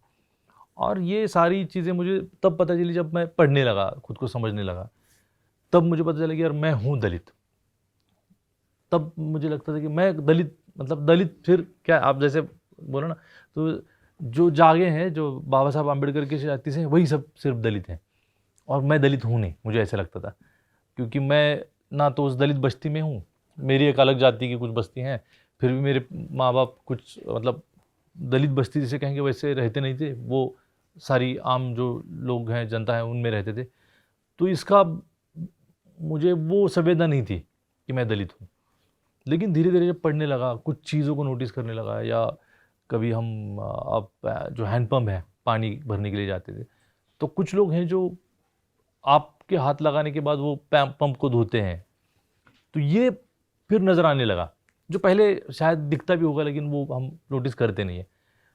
फिर भी मैं सोचता हूँ कि मेरे बारे में बहुत कम हुआ, लेकिन कम हुआ मतलब, या जैसे मेरे पिताजी थे थोड़े से एग्रेसिव थे, वो चाहते थे कि मैं पढ़ाई करूँ, मेरे जो बाकी भाई हैं वो पढ़ाई करें। और लेकिन मेरे पिताजी ने या मेरे इर्द गिर्द के लोगों ने जो सहा है वो मैं देखता था। ये सुअर पकड़ने वाली जो बात है, तो वो मेरे जो फैंड्री में दिखाई, जो फैंड्री में है, जो मेरे पिताजी की भी है, और जो मेरे अभी के मेरे हम उम्र या मुझसे छोटे जो हैं उनकी भी कहानी है, वो शायद अभी भी चल रही है। तो वो सुअर को पकड़ने की बात मुझे पता नहीं चलती कि एक विशिष्ट जाति ही क्यों पकड़ेगी। तो स्कूल में भी ये घटित हुआ था मेरे कि एक बंदे ने, हमारे यहाँ मेरा घर है और रेल की पटरी है, तो रेल की पटरी पे सुअर कट चुका था, रेल के नीचे आके मर गया था। तो वो बंदा हमारा घर ढूंढते आया और वो हमको कह रहा है कि ये सुअर को निकाल के बाहर फेंक दो। तो मैंने कहा कि तुम मेरे यहाँ क्यों आए तुम लोग, आप मुझसे क्यों बोल रहे हो, आप खुद निकाल दो या आप सोचो आपका काम है। वो रेलवे में काम करने वाला बंदा था। तो मुझे बहुत गुस्सा आया, मैंने कहा ये आप मुझे बात ये मत बताओ। और दूसरा सेम इंसिडेंट हुआ मेरे भाई ने। वो क्या बोला फिर? वो गुस्सा करके, मतलब वो थोड़ा सा गुस्सा करके ही चले गया, और मेरी माँ मुझे कहती थी कि तू उनके मुंह मत लग, जाने दे। वो उसने ऐसा सोच लिया होगा कि हम भी निकालते होंगे, क्योंकि हमारी जाति के बहुत सारे लोग या हम जैसी एक जाति है दूसरी, वो लोग निकालते, तो उसका कन्फ्यूजन हुआ होगा कि हम भी निकालते हैं। तो हम थोड़ा सा कहते हैं ना कि थोड़ा सा अपग्रेड लोग थे वो जो सोचता था उससे। लेकिन यही वाकया मेरे दोस्त जो पढ़ता है, जो स्कूल में है, टीचर बनने की पढ़ाई कर रहा है, तो एक कॉलोनी है वहाँ पे सुअर का बच्चा, जो सेम फैंड्री का जो सीन है, जो नल है, नहीं जो पानी का नल होता है ना, गड्ढा खोद के वहाँ, तो उसमें सुअर का बच्चा छोटा गिर गया और वो निकल नहीं पा रहा है। तो निकालेगा कौन? तो वो मेरे भाई को जो पढ़ा लिखा है उसको आके बोले, और उसने वो कहते हैं ना पशु दया करके उसको निकाल दिया। तो मुझे बाद में पता चला, तो मैं उसको बहुत झगड़ा किया था कि तूने नहीं निकालना चाहिए था। मैं समझता हूँ कि तेरी अच्छी बात है, तू जो ये प्रेम दिखा रहा है प्राणियों के प्रति, लेकिन तूने नहीं निकालना चाहिए, क्योंकि वो 100 लोगों को छोड़ के वो अपेक्षा कर रही हैं कि तू ही निकालेगा। तो ये अभी भी मतलब शायद कहीं ना कहीं होगा, लेकिन ये आशा है कि दुनिया बदल रही है। मैं बहुत मतलब मैं खुद भी एक्सपीरियंस करता हूँ कि बहुत लोग ऐसे हैं जो किसी भी जाति से हो, जाति भेद करते नहीं है, या वो इंसान अच्छे इंसान है, और हर जाति में ना नालायक लोगों की संख्या है। तो ये मैंने दलित साहित्य में भी, आप मतलब मराठी के साहित्य जब मैं पढ़ता था तो वो एक्सपीरियंस करता था। आप मेरे दर्शकों के लिए कुछ नाम बता देंगे? जैसे शरण कुमार लिंबाले, एक लंबी फेहरिस्त है। आठवणींचे पक्षी है शरण कुमार लिंबाळे, बलूत है, अक्कर माशी है, उचल्या है, और इसमें से कई का अनुवाद भी हुआ है, अनुवाद भी हुआ है हिंदी में, शायद इंग्लिश में भी बहुत सारे हैं। या नामदेव ढसाळ जी की सारी कविताएं हैं, या बहुत सारे हैं जो अलग। मैं जब पढ़ता था तो मुझे ये मैं खुद ही हर जगह मुझे दिखता था। और जब महात्मा फुले, बाबा साहब अम्बेडकर को पढ़ा, या आह साळुंके नाम के राइटर हैं हमारे। क्या नाम है? आह साळुंके। आह साळुंके। तो उनका भी जब मैंने पढ़ा तो मुझे कहते ना, हम अपने आप को अलग ढंग से पहचानने लगते हैं, और वो पहचान खुद की एक नई पहचान थी मेरे लिए। और फिल्म में तो मैं ऐसे देखता था तो मैं तो हीरो बनने की कोशिश करता था। जब बचपन में छोटा था तो अमिताभ बच्चन, खुद को अमिताभ समझता था, और मैं कोशिश करता कि हीरो बन जाऊं। लेकिन बाद में वास्तविकता पता चली जाती है कि आप हीरो नहीं हो। और मतलब वैसे हीरो कोई होता नहीं है असल ज़िंदगी में, आपका काम शायद हीरो जैसा लगे।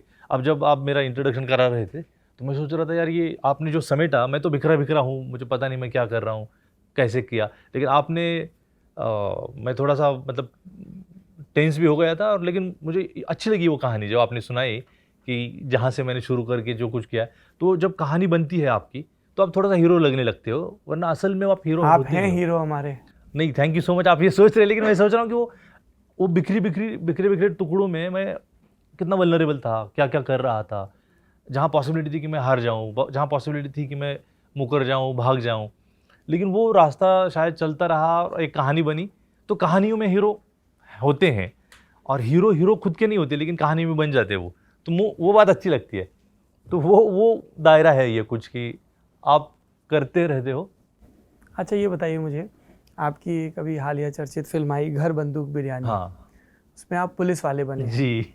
और बचपन में आप अमिताभ बच्चन को खूब देखते थे, जो खूब पुलिस वाले बने, जैसे जंजीर वगैरह में। बिल्कुल। तो ऐसे दिमाग में आया पहली बार वर्दी पहनते हुए कैमरे के सामने कि अरे यार देखो ये मतलब वो मुझे बहुत ऑकवर्ड भी होता था, लेकिन जो डायरेक्टर है हेमंत और बाकी टीम है, उनका मतलब ये मानना था कि हेमंत अवताड़े जिसने ये फिल्म डायरेक्ट की है जी। और बचपन में मैं जैसे मैंने बहुत बार ये ZEE5 पर अवेलेबल है, इन केस किसी की दिलचस्पी हो देखने की। तो हाँ जी। तो ये बचपन में मुझे अमिताभ बच्चन मतलब बच्चन साहब के तो सारी दुनिया फ़ैन है, लेकिन मैं खुद को बहुत बड़ा फ़ैन मानता हूँ उनका आज भी।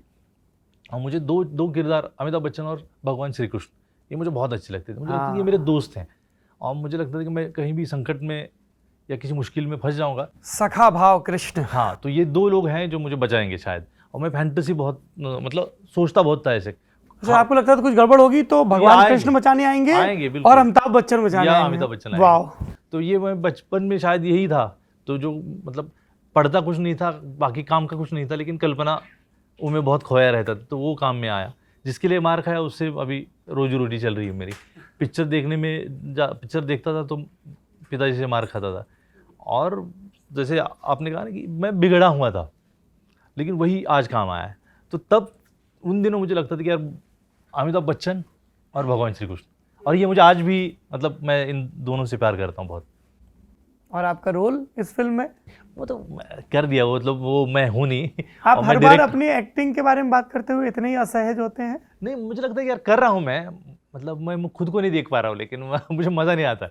मैं डायरेक्टर हूँ, मुझे डायरेक्शन करने में बहुत आसानी लगती है। पर एक डायरेक्टर है जिनको लगता है कि आप बड़े कमाल के एक्टर हैं, उन्होंने बार बार कहा भी आपके साथ करेंगे कुछ, अनुराग कश्यप जी। वो तो कह रहे हैं, मैं कह रहा हूँ मैं तब मानूँ कि वो करके कुछ देखे और मैं करूँ तब मानूँ कि शायद मैं हूँ। और मैं कहते हैं ना, कभी कभी चांस मतलब हमारी औकात कभी कभी ऐसी बन जाती है कि आप कुछ चीज़ें कर लेते हो, बस हो जाती है आपसे। मैं एक्टर नहीं हूँ कि जो स्ट्रगल करके एक्टिंग या ये सब पा रहा हूँ। मैं तो हूँ डायरेक्टर, और वो मैंने पर आप हासिल अपनी किया। हर फिल्म में कहीं ना कहीं दिख तो जाते हैं हमें। हाँ, वो मैं कह रहा हूँ ना कि मुझे है, कहीं तो ललक है, कुछ है कि जो मुझे कर रहा हूँ मैं। लेकिन मज़ा भी आता है, लेकिन देखने में असहज लगता है, पता नहीं।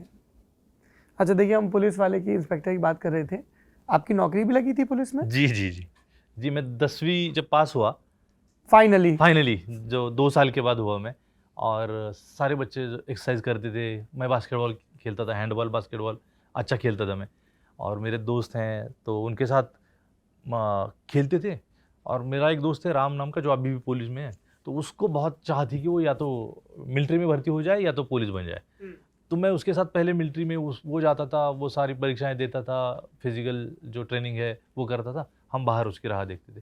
तो उसके कारण, उसके चक्कर में मैंने भी कहा कि चलो दे देते हैं, और मैं भर्ती हो ही गया। मतलब हम दोनों हो गए। तो मैं कांस्टेबल बना था, और 13 दिन का ट्रेनिंग मैंने किया। कहाँ पे हुआ था ट्रेनिंग? सोलापुर में, सोलापुर जो हमारा गांव है, हाँ जी। तो सोलापुर में मैंने 13 दिन नौकरी या ट्रेनिंग होता है ना, वो किया, और 13वें दिन मैं भाग आया। वाजपेयी जी की सरकार थी, एक 13 दिन की, और एक मेरी थी, पुलिस की नौकरी।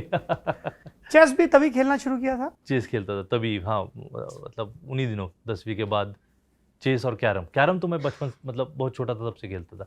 हाँ। कैरम मैं अच्छा खेलता हूँ, और मुझे बहुत अच्छा भी लगता है। मैं तीसरी चौथी में था तब से कैरम खेलता हूँ, और चेस मैं 10वीं के बाद शायद खेलने लगा। आप कांस्टेबल नहीं बने पर कई और काम किया आपने, कभी इस्त्री करने का काम, कभी वॉचमैन का। जी, मैं जब पढ़ाई करने पुणे आया, हाँ। तो पुणे में जब आया तो मुश्किलें बहुत आती थी, पैसे नहीं होते थे। तो ये कारण से मैं घर लौटना नहीं चाहता था, या पुणे को छोड़ना नहीं चाहता था। तो मेरा एक दोस्त, जो हमको पता नहीं था, वो चुपके से वॉचमैन का काम करता था रात में, तो उससे पता चला, और फिर हम, किसी को पता नहीं होता था, ये फैंड्रे जैसी बात थी। जो हमारा काम है स्कूल में किसी को पता नहीं था, कॉलेज में और घर में किसी को पता नहीं था। तो कुछ बहुत सारे दिन, मतलब 1-1.5 साल वॉचमैन का काम किया। कितने पैसे मिलते थे? तब शायद 400-450 रुपये मिलते थे। ये कब की बात है? ये 2001 और 2। और तब आप मराठी में एमए कर रहे थे, मराठी साहित्य। एमए कर रहा था। और मैं कविता लिखता था, तो मुझे था कि पुणे यूनिवर्सिटी में पढ़ना है, क्योंकि बड़े बड़े राइटर थे वहाँ पे, और मैं जिनकी कहानियाँ पढ़ता था, नागनाथ कोत्तापल्ले नाम के बड़े राइटर, और मेरे, क्या नाम बताया आपने? नागनाथ कोत्तापल्ले जी। मनोहर जाधव नाम के, और विद्यागौरी टिळक जी जो हमें पढ़ाती थी मतलब व्याकरण। तो ये सारे वहाँ थे, तो मुझे लगा कि यहीं पढ़ना है, और वो चांस जो आया है वो छोड़ के घर नहीं जा सकते, तो ये काम हम कर लेते थे। और इस्त्री का काम तो क्या था कि रात में 10-11 बजे अंदर जाएंगे, तो एक ड्रेस करेंगे तो उस पर कुछ 30 पैसे 25 पैसे कुछ मिलते थे, तो 2-3 घंटे में कुछ पैसे कमा के फिर सोने को चले जाते थे। और मैं इस्त्री करता था, क्योंकि मेरे दोस्त का इस्त्री का दुकान गाँव में है, तो उससे मैं इस्त्री करना बहुत अच्छा सीख गया था। तो मुझे वो कॉन्फिडेंस था कि यार ये तो काम अपने को आता है। और एसटीडी बूथ में काम? एसटीडी बूथ में भी वैसे ही, कि जब पढ़ने को, मतलब गए थे पढ़ने, लेकिन वक्त नहीं होता था, क्योंकि पैसे नहीं है ज़्यादा। तो हम जहाँ रहते थे वहाँ एक एसटीडी बूथ था, तो उनको पूछ के बीच में वहीं पढ़ते बैठते थे। और काम क्या था कि भाई कोई आए तो बस बिल बना दो और ये करो। तो मेरा दोस्त रवि नाम का दोस्त था, मैं, एक अरुण नाम का दोस्त था, और एक विकास, या हम 4-5 लोग, अच्युत नाम का एक दोस्त था, ये सारे लोग हम यही काम करके पढ़ते थे, जो किसी को पता नहीं था। जब ये अभी लोग पूछ रहे हैं कि क्या किया, तो अब बताने लगा, तब तो लगता था किसी को पता ही ना हो ज़िंदगी में कभी ये।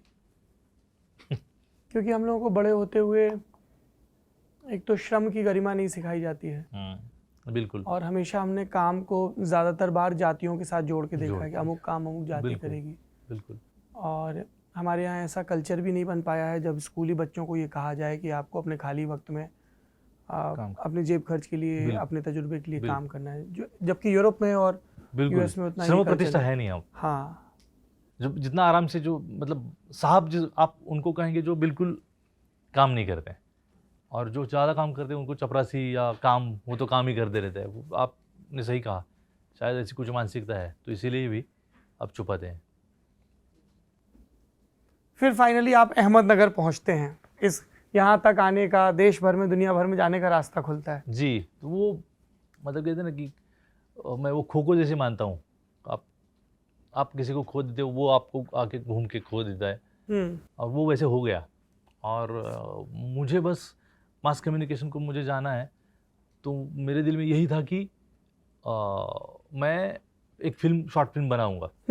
और मेरा दोस्त मिथुन नाम का मेरा दोस्त है जो टीचर था, तो उसके कारण, और मेरा एक गणेश नाम का दोस्त है जिसने ये सोचा कि मैंने एडमिशन लेना चाहिए वहाँ पे, क्योंकि तू अच्छा करेगा ये। उसको पता नहीं कैसे लगता था, तो उसके कारण मैं मास कम्युनिकेशन पहुँच गया और वहाँ ये फिल्म बनाई पिस्तुलिया। वो प्रोजेक्ट फिल्म थी। क्या कहानी है पिस्तुलिया की? आपको इसके लिए अवार्ड भी मिले? हाँ, उसको 2 नेशनल अवार्ड मिले, बच्चे को मिला और मुझे director as a best director मिला। चोरी भी हो गया अवार्ड? वो अवार्ड भी चोरी हो गया, वो है नहीं। तो वो उसकी कहानी है कि एक बच्चे आपने लिखा नहीं उनको ताकि वो फिल्म डिवीजन वाले आपको उसकी रेप्लिका उपलब्ध करा सके? देते हैं, मुझे बाद में पता चला, लेकिन अभी कभी करूँगा, देखते हैं देते हैं कि नहीं। लेकिन मुझे लगा यार चोरी, मतलब अवार्ड तो मिल गया है मुझे अभी, वो तो क्या कहते हैं, एक वस्तु है जो हाँ, हमारे लिए तो वो परिचय में जुड़ गया है। हाँ, और मेरे भाई को बहुत टेंशन आया था जब वो चोरी हुआ था, और मैं फैंड्री की शूटिंग कर रहा था, लास्ट दिन था। तो वो सुबह सुबह एकदम दौड़ के आया, बोला कि यार चोरी हो गया नेशनल अवार्ड। तो मैंने बहुत हंस के, स्वाभाविक स्पॉन्टेनियस मेरा जवाब था कि चोर को नेशनल अवार्ड कब मिलेगा? तो शायद उसने उठा के भाग गया। लेकिन अभी कभी मांगूंगा ये रेप्लिका, देखते हैं। पिस्तुलिया की कहानी क्या थी? एक बच्चे की शिक्षा की इच्छा पे कहानी है। महात्मा फुले जी का एक आखंड जिसे कहते हैं कि विद्ये विना मती केली, मती विना गती केली, गती विना शूद्र खचले, इतके अनर्थ का अविद्येने केले। मैं ठीक से कह नहीं रहा हूँ, तो वो मेरे दिमाग में था कि पढ़ेंगे नहीं तो बस मतलब अनपढ़ होना यही सारे अनर्थ का कारण है। महात्मा फुले जी यही कहते हैं। तो मैं वही दिमाग में रख के वो कहानी लिखा था। तो यूट्यूब पे है वो, और उनको ही अर्पण किया था, डेडिकेट किया था। फिर उसके बाद से चीज़ें कुछ आसान हुई? प्रोजेक्ट फिल्म जब इतना बिल्कुल आसान हुई, ताकि मैंने जब नेशनल अवार्ड मिला और मैं घर जाके मैं सोचने लगा, मैं सैराट उससे पहले लिख रहा था। मतलब पिस्तुलिया बनाई, पिस्तुलिया को नेशनल अवार्ड मिलने से पहले मैं सैराट लिख रहा था, लेकिन वो कहानी खुद को ही पसंद नहीं आ रही थी। और जब पिस्तुलिया को नेशनल अवार्ड मिला, और उस दौरान एक इंटरव्यू में एक बहुत इंटरेस्टिंग वाक़या हुआ था कि मैंने पहली दफ़ा एक इंटरव्यू में बोल दिया था कि मैं दलित जाति से हूँ, और जो भी मैं अभी जो बोला वो बोल दिया था। तो मेरे भाई ने, छोटे भाई ने कहा, मेरा एक दोस्त ने कहा कि यार तू ये क्यों सब बोल रहा है, तू ऐसे मत बोल, तू बोल कि मैंने देखा है, वो मेरा अनुभव है, मैंने ऐसे ही देखा है, तू क्यों बोल रहा है, खुद के बारे में क्यों बोल रहा है? तो मैंने कहा क्या क्यों हुआ, क्या हुआ? तो वो मुझे बता रहे थे कि तू अभी अभी इंडस्ट्री में कदम रख रहा है, मान लो पहली फिल्म है, शॉर्ट फिल्म, और तू शायद ऐसे बोल के तू खुद को दरकिनार करवाएगा खुद ही, ये बोल के। तो मैंने कहा, फिर मैं भी एकदम घबरा गया, और मैं 2-4 दिन सोचा कि यार मैं क्या कहना चाहिए था मुझे। तो जो मेरे पिताजी पत्थर तोड़ने काम करते वही हैं, सच तो यही है। अगर ये छुपा के मैं कुछ बोलूँगा तो क्या बोलूँगा, तो बोलने के लिए कुछ है नहीं। तो फिर मैंने कहा, मेरे भाई से बात करके, यही बोलना पड़ेगा यार, यही है, और क्या छुपाना है। तो वो फिर से मैंने ढाढ़स बांध के फिर बोलना शुरू किया, और तभी मेरे दिमाग में आया कि जो मैं कहानियाँ सोच रहा हूँ, जो मेरी कहानी, वो कहने की ज़रूरत है। तो मैंने फैंड्री मेरे दिमाग में चल रहा था, तो मैंने फैंड्री लिखी। पिस्तुलिया के बाद फैंड्री लिखा, और तुरंत प्रोड्यूसर ने हाँ बोल दिया। अनुराग सर तब वो करना चाह रहे थे प्रोड्यूस, लेकिन मुझे था कि मुझे तुरंत करना है, और सर शायद किसी और चीज़ में बिजी थे, तो वो बन गई। हाँ, मैं ध्यान है, उन्होंने उस साल की अपनी बेस्ट 5 फिल्मों की, अनुराग से बहुत सारे इंटरव्यूज़ में पूछा जाता है, तो फैंड्री का लगातार जिक्र कर रहे थे उस दौर में कि बहुत अच्छी फिल्म है, बहुत ज़रूरी फिल्म है। हाँ, ये बार बार सैराट का जिक्र आ रहा है, अब थोड़ा इस पर बात कर ही लेते हैं। हाँ, आप बोले कि आप उसकी कहानी से संतुष्ट नहीं थे, मतलब पहले ड्राफ्ट कुछ और था, फिर चेंज किया आपने, क्या? मतलब होता है ना कि पटकथा जैसे होनी चाहिए थी वैसे हो नहीं रही थी, और मैं लिख रहा था, जहाँ से शुरू होती है उससे पहले बहुत था, वो भी लिख रहा था, और कदम कहीं और भी हो रही थी, बहुत लंबा लिख रहा था। और स्क्रिप्ट राइटिंग का वो मेरा पहला ही अनुभव था। मतलब सैराट मेरी पहली स्क्रिप्ट है, जो मैं लिखता था तो वो ठीक से बनता नहीं था शायद, और मैं सुनाते ही मैं खुद ही मायूस हो जाता था और थक जाता था, यार ठीक है रख दो। तो ऐसे लगभग 2 साल हुआ 9 को लिखना शुरू किया था, 10 गया और 11 में नेशनल अवार्ड मिला। फिर फैंड्री हो गया और फैंड्री जब शूट किया तब फिर से मुझे सैराट मैंने लिखना शुरू किया। तो वो क्राफ्ट एज अ स्क्रिप्ट वो ठीक नहीं हो रही थी, तो इसलिए वो मैं बार बार लिखने की कोशिश कर रहा था। फाइनली जब मैं 2015 में शूट किया, 14 में फरवरी में फैंड्री रिलीज़ हुई, तो उसके बाद मैंने समय निकाल के पूरा वक्त सैराट लिखा और नवंबर दिसंबर में वो मुझे जैसे लग रहा था कि अब हाँ ये स्क्रिप्ट है, वो फाइनली ओवर ड्राफ्ट हो गया। और कास्टिंग इसकी? कास्टिंग मैं खुद ही कास्टिंग कर रहा था, क्योंकि नेशनल अवार्ड के मुझे कुछ पैसे मिले, 1.5 लाख रुपए तब मिला था, जो मेरे लिए बहुत बड़ी रकम थी। तो हमने लगभग प्री प्रोडक्शन शुरू कर दिया था, प्रोड्यूसर मिलने से पहले ही लोकेशन ढूंढ रहे थे और कास्टिंग भी शुरू कर दिया था। तो पिस्तूल एक्मो नेशनल अवार्ड मिलने के कारण मेरे गांव का करीब एक गांव है जहां पे मेरा स्वागत कर रहे थे, मुझे सराह रहे थे। तो वहाँ पे हल्गी, हमारा महाराष्ट्र का मतलब कहते हैं ना कि यह है रिचुअल कि हल्गी बजा के आपको लेके जाते हैं। तो वहाँ पे हल्गी बजाने के लिए जब आया था ये जो लड़का है सोमनाथ, तो वो हल्गी बजा के हमको लेके जा रहा था। तो मेरी नज़र उस पर पड़ी और मुझे लगा कि यही है जब जो जैसे दिख रहा है, तो वहाँ उसका कास्टिंग किया फैंड्री के लिए। हाँ, और पिस्तुलिया का जो एक्टर था उसको उसका दोस्त प्रिया बना दिया। और सैराट की कास्टिंग?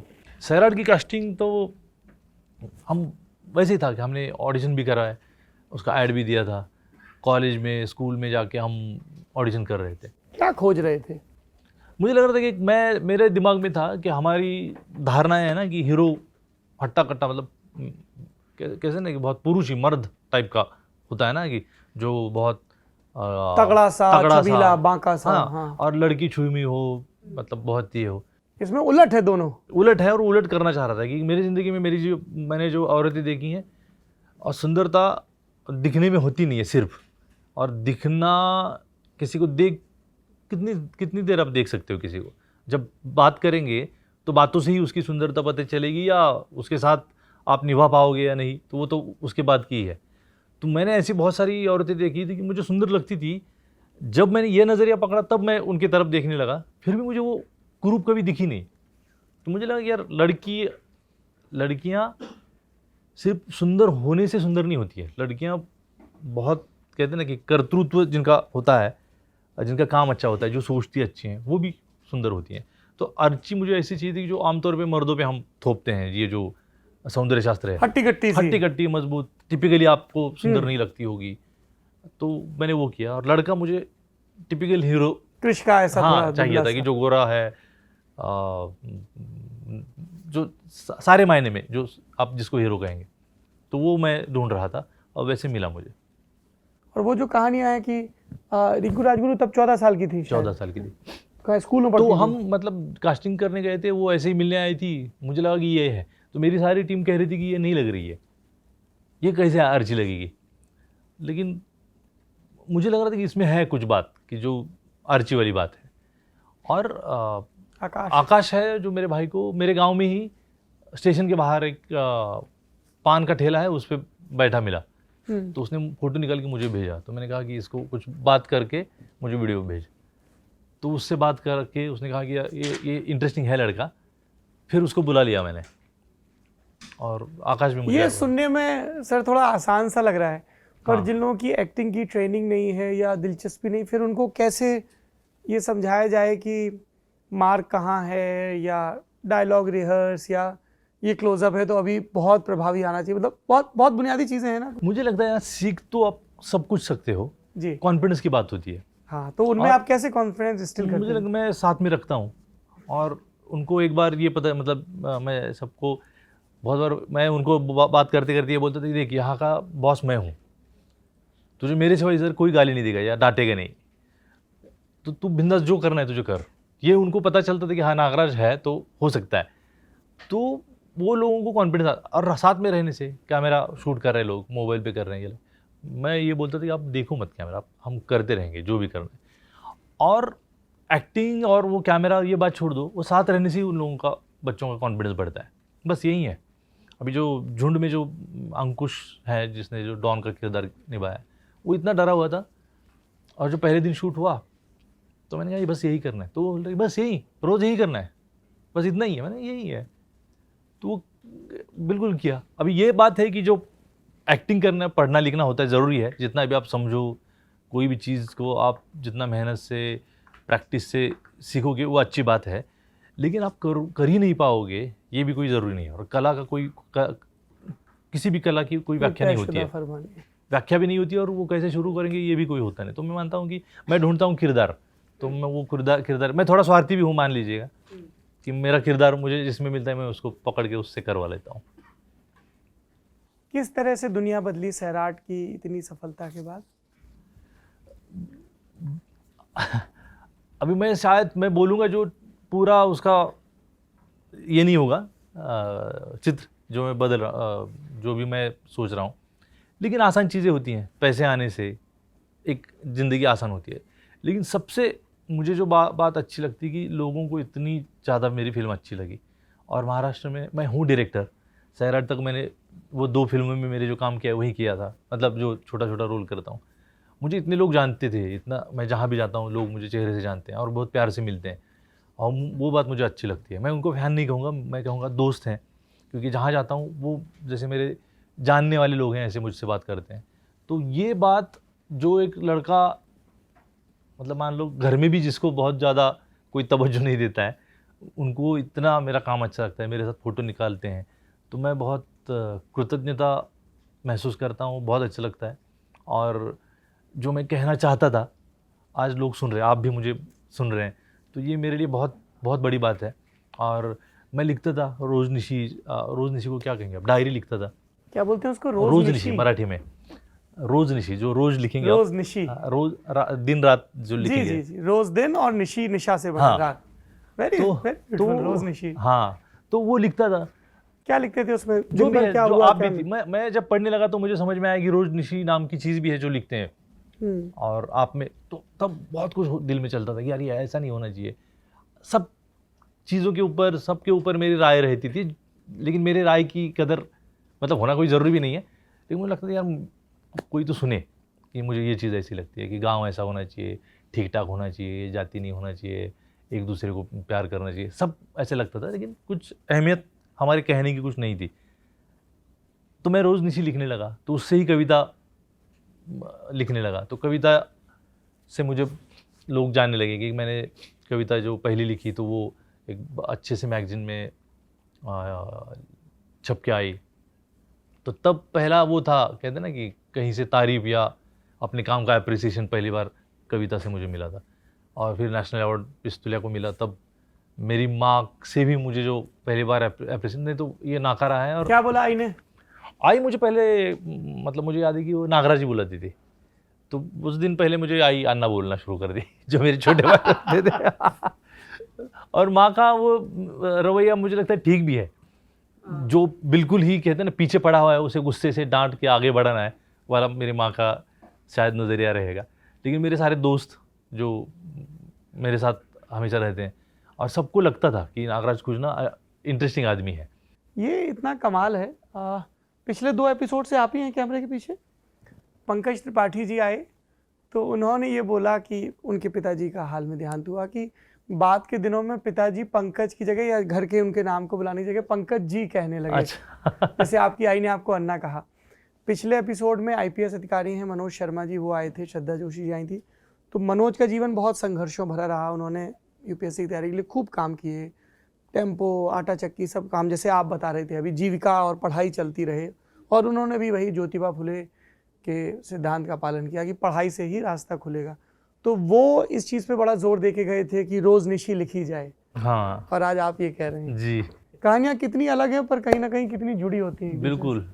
मतलब कभी कभी होता है ना कि आपका रास्ता शायद आपका इकलौती का आपको लगता है, लेकिन संघर्ष का रास्ता बहुत लोगों ने वो पार किया होता है, लेकिन शायद वो आपको भी हर एक को करना होता है। और आपका मतलब आप जो रास्ता चल के आए हैं वहाँ से मैं शुरू नहीं कर सकता हूँ, सबका शायद यही होगा। एक हम लोग, आपको ख्याल होगा, हम लोग शूट शुरू होने से पहले जब आप बैठे हुए थे गेस्ट रूम में, तब ये बात हो रही थी कि एक तरफ तो ये है कि नागराज मंजुले की फिल्मों को देखकर समाज का जो यथार्थ है उसके बारे में चेतना आती है, आपके भीतर का चैत्य जागृत होता है। पर एक अतिरिक्त दबाव भी हो गया है आपके ऊपर कि देश में जब भी जाति विमर्श से जुड़ी कोई न्यूज़ में बात हो तो आपको बोलना ही है, आपको बुलाया ही जाना है। Is there any added pressure? क्योंकि दलित होना आपकी एक सामाजिक समूह के तौर पर सबसे बड़ी आइडेंटिटीज़ में से एक है, पर वो आपकी इकलौती आइडेंटिटी नहीं है। आप एक फिल्म मेकर भी हैं, आप एक पुरुष भी हैं, आप एक मराठी भाषी भी हैं, और आप इन सब से इतर भी बहुत कुछ हैं जिसे आप लगातार एक्सप्लोर कर रहे हैं। हाउ डू यू रिएक्ट और एक्ट टू इट? मुझे मतलब अभी एक मतलब कैसे कहूँ कि मैं इसे नकारना नहीं चाह रहा हूँ, मैं इसे मतलब ये नहीं कहना चाह रहा हूँ कि मेरी आइडेंटिटी मुझे अच्छी नहीं लगती है। मैंने खुद ही रखी है ये बात, और मेरे बात कहने के तरीके से या ये रखने के मेरे अंदाज से या उस मुद्दे को लेके लोग चाह रहे हैं कि वही बात पे बोलूं, लेकिन बुरा इस बात पे लगता है कि सिर्फ मैं ही बोल रहा हूँ।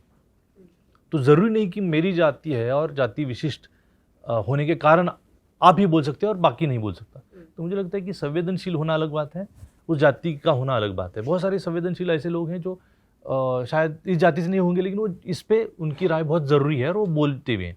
लेकिन हमारा मतलब मैंने कहा था एक न्यूज़ चैनल पे कि उमेश कुलकर्णी हमारे मराठी की फिल्म मेकर दोस्त है, तो उनको भी बुलाइए और मुझे भी बुलाइए कि दूसरा कुछ मुद्दा है तो सिर्फ आप कैटेगराइज मत करिए और उसी फ्रेम में फंसाओ मत।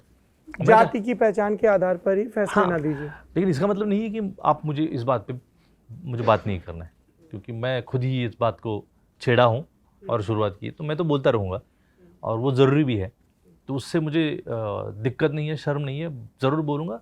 लेकिन ये नज़रिया मुझे अच्छा नहीं लगता कि किसी दलित के ऊपर पीड़ा होती है तो किसी दलित को ही बोलने के लिए बोलते। तो इंसान के नाते हर कोई किसी ने बोलना चाहिए। किसी महिला पे अत्याचार होता है तो सिर्फ महिलाओं ने बोलना चाहिए, ऐसी बात नहीं है। तो वो मुझे लगता है वही बात से दिक्कत होती है, बाकी ठीक है। अभी आपकी पिछले दिनों एक फिल्म हिंदी में आई थी जो सबसे पहले हिंदी में रिलीज हुई थी जी, इकलौती फिल्म है मेरे ख्याल से जो पहले हिंदी में आई, झुंड। इसमें आप जिनके विलेन का भी जिक्र कर रहे थे, उसमें अमिताभ बच्चन भी थे। ये तो एक बड़े सपने के पूरे होने जैसा होगा कि बचपन में जिनको देखा उनको डायरेक्ट कर रहे हैं, उनको बता रहे हैं कि ये सीन ऐसे करना है सर, या इसमें कैरेक्टर ये सोच रहा है। ये तो सपना भी नहीं है, मतलब ये मैं सपना भी नहीं देखा था कभी ज़िंदगी में। अच्छा, ये सपने से भी पार की चीज़ है? बिल्कुल पार की चीज़ें है। मैं तो सपना इसका भी नहीं देखा था कि मैं डायरेक्टर बनूंगा। ये तो ऐसे एक्सीडेंट है कि जो मैं अभी भी संभल रहा हूँ इससे कि मैं डायरेक्टर बन गया हूँ या मैं फिल्म मेकर हूँ, मैं फिल्में करने का मौका मुझे मिल रहा है। और मैं जब बच्चन सर से पहली बार मिल के आया था तो मैंने मेरी बीवी गार्गी को फ़ोन करके मैं बोल रहा था कि यार ये सच है, ये सच हो रहा है कि मेरे साथ। और मैं सर को ये मेरे एक्साइटमेंट कभी उस मतलब बताया, लेकिन मैं पूरी तरह से मैं कभी नहीं बता नहीं पाऊँगा कि मैं बहुत एक्साइट था। और ये सपना है ही नहीं है, ये सपने के पार चला गया, जो मैं सोचा नहीं था, कभी सपना भी नहीं देखा था। किस तरीके के एक्सपीरियंस रहे उनके साथ काम करने के? क्या सीखा आप लोगों ने एक दूसरे से? उनसे मिलूंगा तो आपके बारे में पूछूंगा, आप उनके बारे में बताइए। नहीं, सर से बहुत सीखने वाली बात है। मतलब वो हीरो मेरे लिए बहुत पहले से थे। मैं बचपन से उनका हर किरदार, हर फिल्म उनकी देखी है मैंने और उनकी कॉपी करता था। दीवार मैं बहुत बार बोल चुका हूँ कि शर्ट को गांठ मार के घूमना हो या उनकी डायलॉग्स बोलना हो, सारी चीज़ें करता था। और मैं खुद को बस मैं अमिताभ बच्चन हूँ यही समझता था। और मतलब वो एक्टर कितने बेहतरीन है मेरे कहने की ज़रूरत नहीं है, लेकिन मैं जब उनसे मिला मैं बहुत हैरान था कि इतने प्रोफेशनल, इतने डाउन टू अर्थ, इतने सरल बच्चन सर हैं। तो मैं ये भी इस बात समझ नहीं पा रहा था। और शूटिंग के दौरान मुझे बहुत डर लग रहा था कि सर को कब बुलाया जाए, अगर शॉट नहीं रेडी होगा तो क्या। तो उनके जो सारे असिस्टेंट है उन लोगों से मैं बात करता था 4 बार की, तो वो भी मुझे ये कहते थे कि नहीं कुछ चिंता नहीं सर, आप इतना टेंशन मत लो, सर कर लेंगे। और जब भी सर आते थे तो मैंने तो पूरे हमारे क्रू को पहले 4 दिन तो इतना कहते ना कि परेशान करके रखा था कि एक गलती नहीं होनी चाहिए सर के सामने। लेकिन मेरी टीम बहुत अटपटी है, आटपाट है हमारा, और अटपटा काम है कि हम जैसे प्रोफेशनल लोग लगते नहीं, काम ठीक से कर लेते हैं, लेकिन आपको कहते हैं ना कि होता है ना कि एक ताम झाम और थोड़ा सा मैनर्स, इससे परे जाके काम करने वाले लोग हैं सारे। लेकिन बच्चन सर ने कभी महसूस नहीं होने दिया कि वो वहाँ है, और उन्होंने बहुत बहुत हेल्प किया कि मैं जिस तरीके का फिल्में करूँ। मैंने कितना अच्छा काम किया पता नहीं, लेकिन उन्होंने ये करने दिया या हमसे करवाया। तो मैं वक्त पे आना, इतना शांत होना, और दुनिया भर का मतलब कुछ भी बात नहीं करो सर को पता है। मतलब वो तो मुझे, हम जब भी बात करते थे कविताओं की रुचि, और बच्चन, अमिताभ बच्चन तो मेरे मतलब पसंदीदा है ही, लेकिन हरिवंश राय बच्चन जी की कविताएं भी मुझे बहुत अच्छी लगती हैं। तो उन कविताओं पे हमारी बात होती थी। मैं तो बहुत मिस करता हूँ। मैं मानता हूँ कि मेरी ज़िंदगी के सबसे बेहतरीन दिन वो दिन है जब मैं सर के साथ मैंने गुजारा। और आमिर खान जी से आपकी दोस्ती कैसे हुई? सर की मेरी दोस्ती आमिर सर से मेरी फैंड्री के कारण हुई। किरण जी ने मेरी फिल्म देखी थी और वो चाहती थी कि आमिर ये फिल्म देखें, और उन्होंने वक्त निकाल के हम सबको घर में बुलाया और फैंड्री देखी, और मैं उनके साथ पास मतलब पीछे बैठा था। और फिल्म जैसे ही ख़त्म हुई तो सर उठ के मेरी तरफ देख रहे हैं, अरे तेरी पहली फिल्म है? मैं कहा हाँ। झूठ बोल रहा है, कुछ तो किया होगा तूने। मैंने कहा नहीं, मेरी पहली फिल्म है। तो उनको यकीन नहीं आ रहा था कि मेरी पहली फिल्म है और इतनी अच्छी फिल्म मैंने की है। तो तब से हमारी दोस्ती हो गई, और सर ने मुझे बहुत हेल्प भी किया, और मतलब साथ में काम भी करना है, लेकिन देखते हैं अभी कब ये मौका मिलेगा या ऐसी ये आएगी। चलिए अब हम अपने श्रोताओं के पास चलते हैं, जी। फिर उसके बाद दर्शकों के कुछ सवाल हैं वो लेंगे। सर मेरे 2 सवाल हैं कि पहला तो जैसे आपने बताया कि कुछ चुनौतियाँ आपको जाति की वजह से देखनी पड़ी बचपन में, फिर आपने बताया कि आपने किसी न्यूज़ में बताया कि मैं इस जाति से हूँ, आपके भाई ने आपको मना भी किया। तो क्या मीडिया इंडस्ट्री मतलब ये फिल्म इंडस्ट्री में आने के बाद भी आपने कोई ऐसी चुनौती या कोई ऐसा भेदभाव महसूस किया? एक सवाल तो ये सर। दूसरा ये कि एज अ रिप्लाई लेना पहले। मैंने फिल्म इंडस्ट्री में ये चुनौतियाँ एक्चुअली बिल्कुल नहीं मतलब फेस की, और मैं मानता हूँ कि फिल्म इंडस्ट्री में ना बहुत ही क्रिएटिव और सब कलाकार लोग हैं जो शायद इन सारी मतलब बेतुकी बातों से परे निकले हुए हैं, और मेरे साथ सारे लोग हैं, सारे जाति धर्म के, और मैं पाता हूँ बहुत इसमें भी कुछ हो सकते हैं, लेकिन मैं मानता हूँ, मेरा अनुभव है कि इंडस्ट्री में बहुत सारे ऐसे लोग हैं जो इससे ऊपर उठ के आए हैं, और मैंने एक्सपीरियंस ऐसा किया नहीं। सर एक दूसरा सवाल मेरा ये है कि मतलब एक प्रोड्यूसर होने के नाते फिल्में बनाना कोई आसान काम तो है नहीं, बहुत पैसे भी लगते हैं। तो एक वो बॉक्स ऑफिस पे क्या कलेक्शन होगा ये भी बहुत बड़ी चिंता रहती है, लेकिन कुछ कहानियाँ बतानी ज़रूरी भी है। जैसे आपने बताया कि वो पॉट हॉल में काम करने वाले व्यक्ति है, जो लोग छुपे हुए हैं। तो उस समय प्रोजेक्ट चूज़ करते समय क्या थॉट प्रोसेस रहता है कि आप मतलब पैसों के बारे में भी सोचना ज़रूरी है, क्योंकि तो आप कैसे चूज़ करते हैं कि यार ये कहानी तो मुझे बतानी ही है? सार्थक और सफल। करेक्ट। कभी कभी जो आपको बात कहनी ही है, लगता है कि किसी भी हालात में चाहे आपका फ़ायदा हो नुकसान हो, हर हाल में ये आपको बात कहनी है, तो मुझे लगता है कि कह देनी चाहिए। उसका सोचना नहीं चाहिए कि उसका कमर्शियल क्या होता है, और जब आपको चांस है कि इस कहानी को लेके मैं कमर्शियल भी कुछ बना सकता हूँ तो वो भी बनाना चाहिए। मेरे सवाल पूछने से पहले मैं इंसानियत के नाते माफ़ी मांगना चाहूँगी कि जो आपने अनुभव किया, आज भी जो लोग करते हैं वो ट्रॉमा, उससे हील कर पाना, फिर सफलता पाना, काफ़ी I am sorry about that.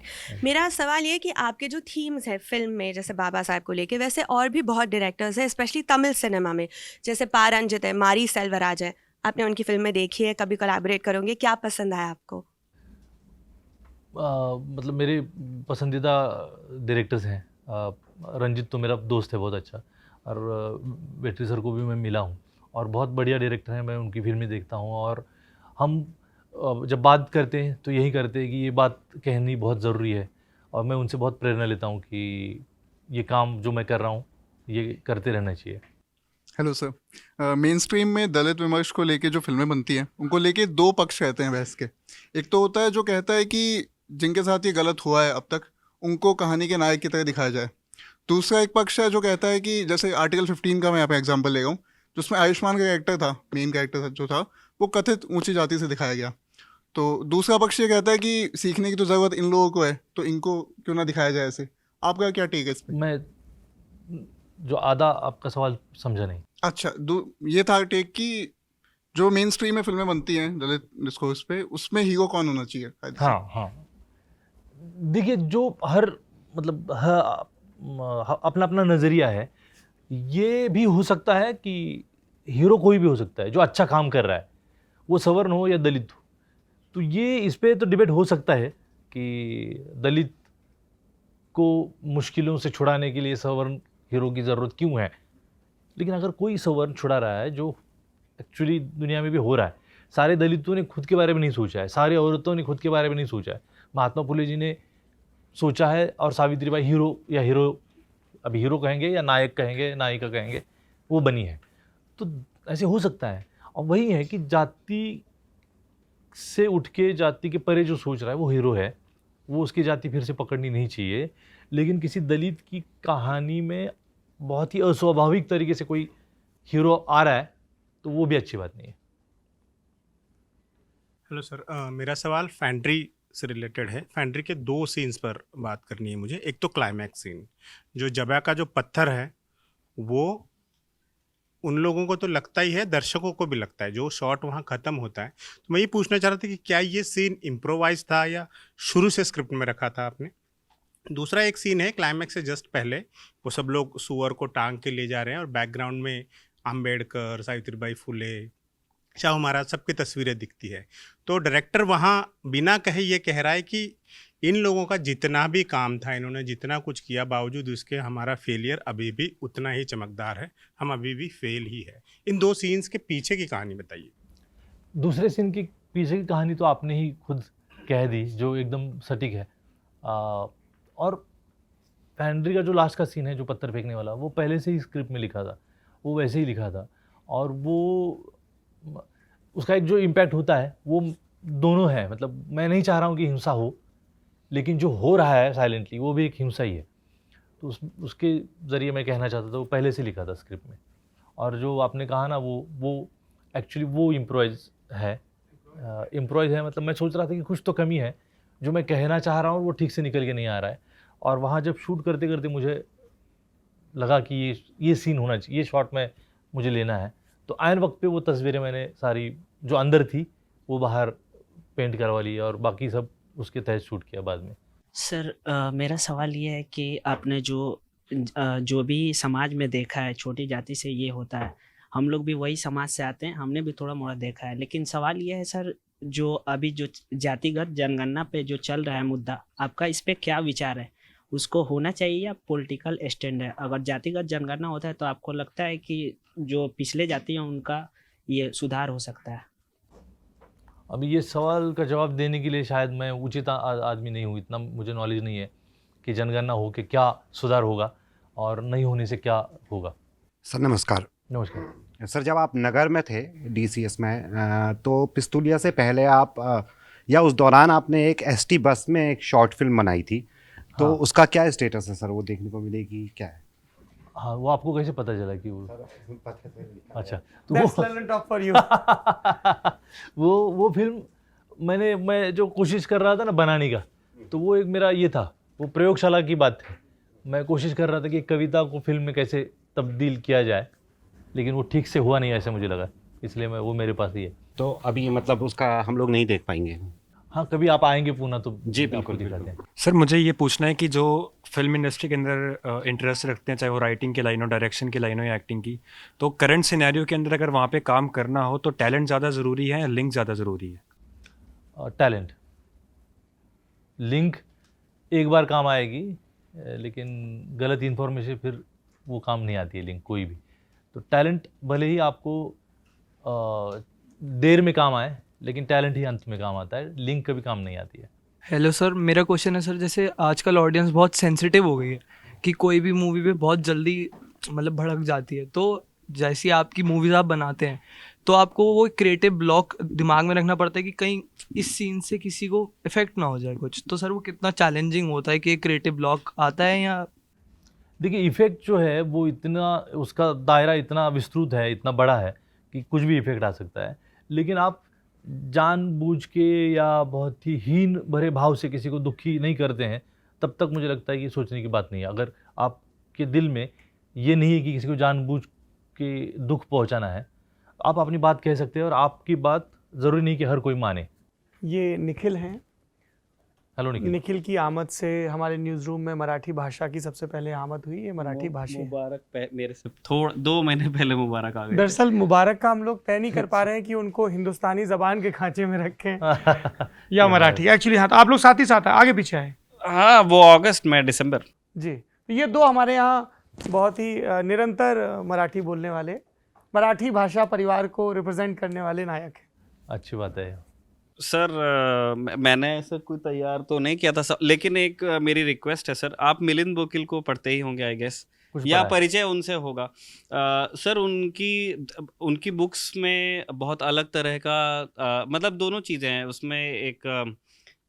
एक पुरानी चीज़ों को उसको क्या कहते हैं, नॉस्टैल्जिया वाला फील भी है, और उनकी किताबों पढ़ के ऐसा भी लगता है कि वो ये सोशल वर्क से संबंधित कोई ना कोई समाजशास्त्र से जुड़ा उनका काफ़ी सीरियस काम रहा है, और वो वहाँ से अपनी मेमोरीज लेके आते हैं, तो वो बढ़िया कमेंट्री भी होती है।